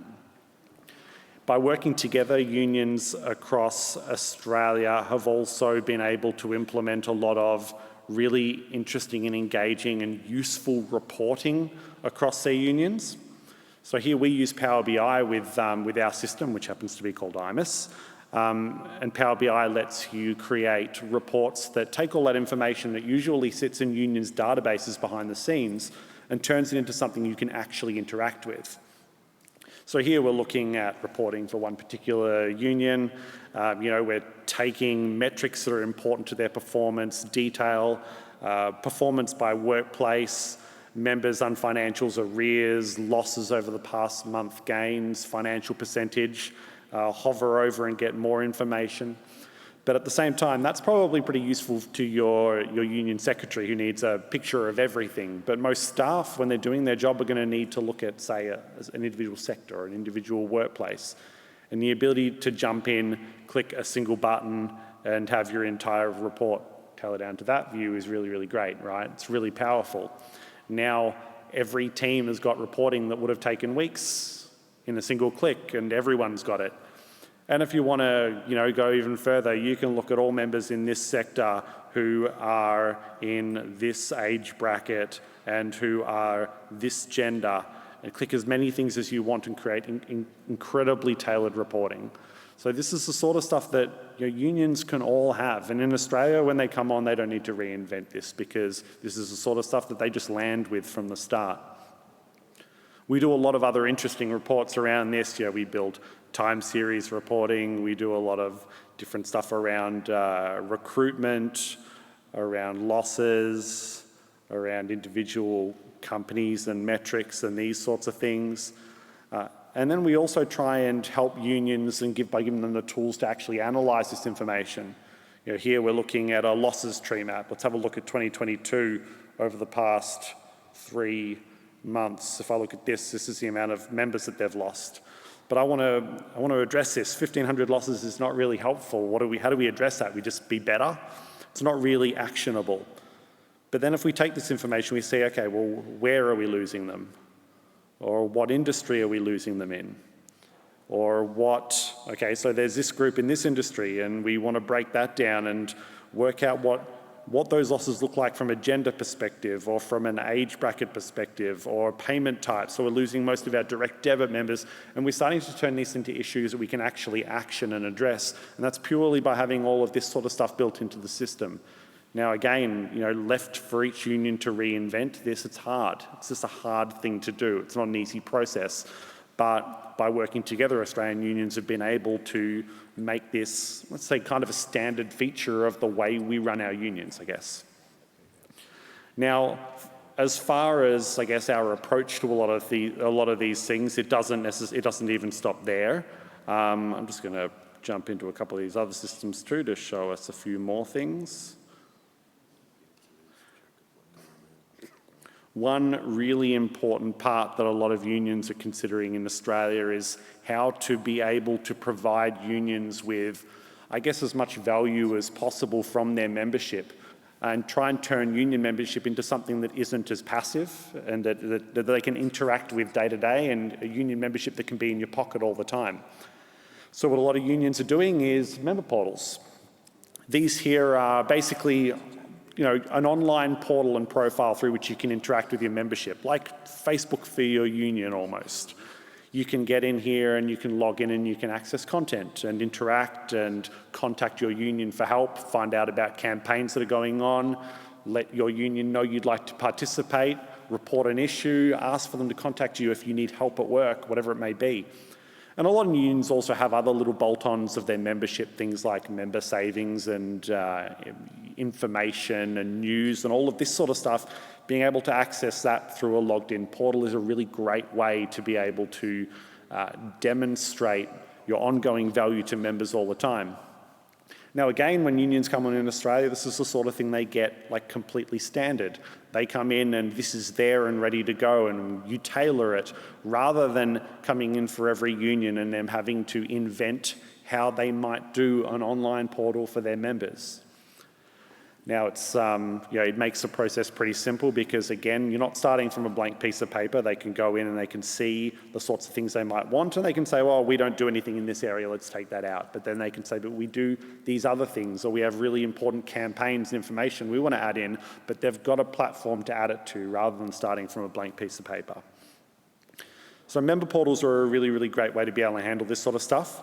The other thing that's really useful in here is it also provides a forum for you to be able to let members interact with their membership and update you about things that are changing in their life, like a change of address, a change of workplace, change of payment details. They can get in here and do all of that. They can change their passwords, anything like that, download tax statements. It becomes kind of like a little bit of a self-service way to be able to manage their membership from their end. And as a union, you're able to see what your members are doing. So if they're all in there engaging with one campaign, or if they're all in there seeking information about discrimination in their workplace or whatever, you can see all of this. So you will know what is engaging and what is important to your membership. You don't have to guess. And you'll know exactly what types of demographics, that sort of stuff is important to. And then when you go back to this sort of reporting, we also create this sort of reporting around website sessions and this sort of stuff. So if your members are going to individual pages, what are they going to? What are they using most? What's this demographic using? Again, really important because a lot of what we do sits in this space, and having more information lets us make data-driven decisions, as Chris was mentioning earlier. Now, another really important part of this process, I'm just going to show you on screenshots here, is automation. And so the way we use our system is we have, I guess, an integration with the Higher Logic marketing automation system, but we also integrate with HubSpot. But basically what it allows you to do is set up automated email flows, or even SMS, but automated email flows predominantly based on things that happen in your database. So if a new member joins, obviously they're in your database tells your email system, and your email system starts communicating with that member. What would you want a new member to know? You want them to know who you are, what you do, what your vision is for their sector or for their workplace, how they can contact you if you need help, who their points of contact might be. Is it their rep or their organizer, or is there a phone number they can call? How do they log in and get content? What are the other things you do? What campaigns you have ongoing? How can they get involved? So often we'll bring in a member around a negotiation or a hot issue, and then we don't talk to them about all of the other things. And then when we satisfy those purposes, those members might leave, when instead they might have known so much more about us and found a whole bunch of good reasons to remain a union member. So we apply automation to that, and that way we never miss that process of welcoming and educating a member as to the wider value of union membership and why it's essential to their working life. And then we apply this more widely. We take this automated process, and when a member misses a payment, the system starts chasing them. But it does it softly, it does it nicely, we get to tailor our messaging, but it does it every time and it never forgets. We do the same thing around whenever someone goes to join online and they part fill a join form, then we follow them up. We make sure they finish the job and become a union member. If they resign, we try to win them back. If they're a delegate, we try to train them and prompt them and make sure they're doing rep stuff every day in their workplace. But basically, it's a process of making sure that every day our system is identifying members or non-members in our system, recruiting our non-members, is basically constantly identifying a goal for every contact and trying to do it for us. And then our staff come in and add to that as well. It's not about replacement, it's about making sure we're doing everything as many different ways as possible in the perfect way, right? And then, you know, when you do that, the sorts of content and email you send out should look good. You know, these are the sorts of ones unions in Australia are sending out through this automated process. This is a recruitment email. This one here is talking about how we're the voice of nursing. This union's the voice of nursing. We're talking about how we're there for them and the sorts of stuff that they do. This one here is for delegates and representatives, talking to them and prompting them and reminding them how they can build a union presence in their workplace. These are automated, so no staff are getting in there and sending these. These are just going out automatically by the system because the system knows who our reps are, or they know who our new starters are, or they know who our non-members are, and it's just automatically doing this process in the background, keeping our membership healthy and constantly trying to achieve goals for us. So this is a really, really great approach to being able to manage union membership, to be able to kick goals for your union without, you know, when we're dealing with the obvious constraints of resources and staff that, you know, that impact every union. So systematising this can be a really, really great approach to being able to handle it. Now, there's a lot more that unions have worked together on to be able to create really, really great systems that they all get to share from, different things that they've added into their systems that we all need and we all use day to day. We've got a custom case management module in our system that lets our unions manage every single aspect of representing members on individual issues directly from their database. You know, adding all notes, all emails, all attachments, additional parties, all staff, all of this sort of stuff. So this is something that unions were constantly battling in Australia. You know, they'd have content, they'd have documents and emails in Outlook, they'd have them in SharePoint, they'd have them on their desk on paper, they'd have some in a database, that'd be everywhere. So we've been able to bring that together and create a system for unions to be able to handle that all in one spot. In addition to that, we've created a system for unions to be able to handle phone call campaigns, so basically a call centre module in essence, directly out of their database, with dynamic lists that build straight off of your system.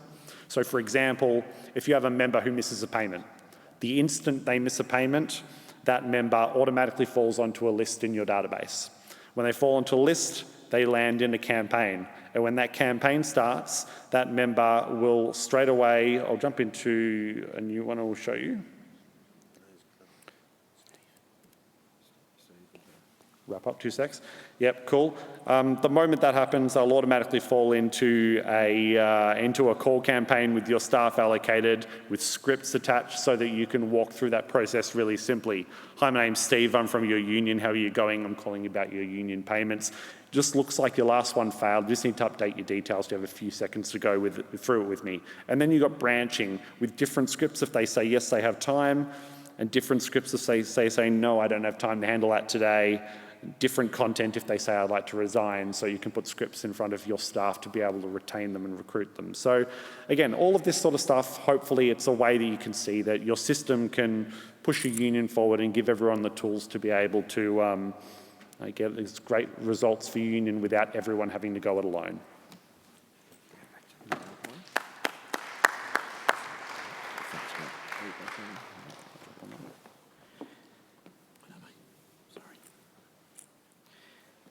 I let Steve do that because they don't let me drive the thing for good reason, but I'm very lucky to have smart people active in our unions. I just want to finish with this.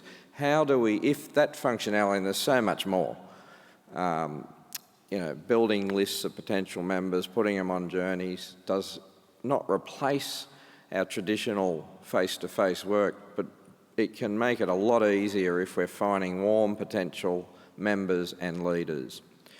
So how do we get there faster and at lower cost? In Australia, what we did is, I think, something fairly obvious, which is collectively bargain. There's a new idea for unions. But we don't do it for ourselves often. Why don't we go to the providers of something like IMIS, as we did, and say we want to dramatically reduce the licence fee because so many unions can potentially be on it? And we did it.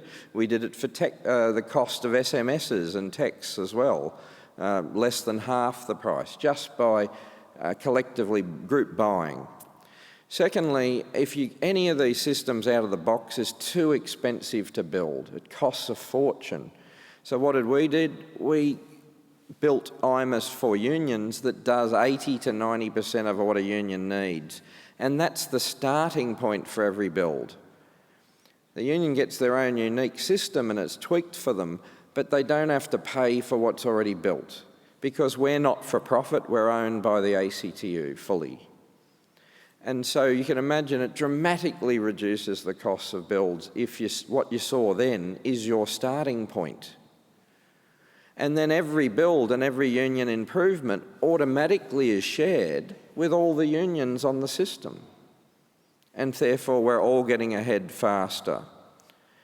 And then we also do guides and training and best practice.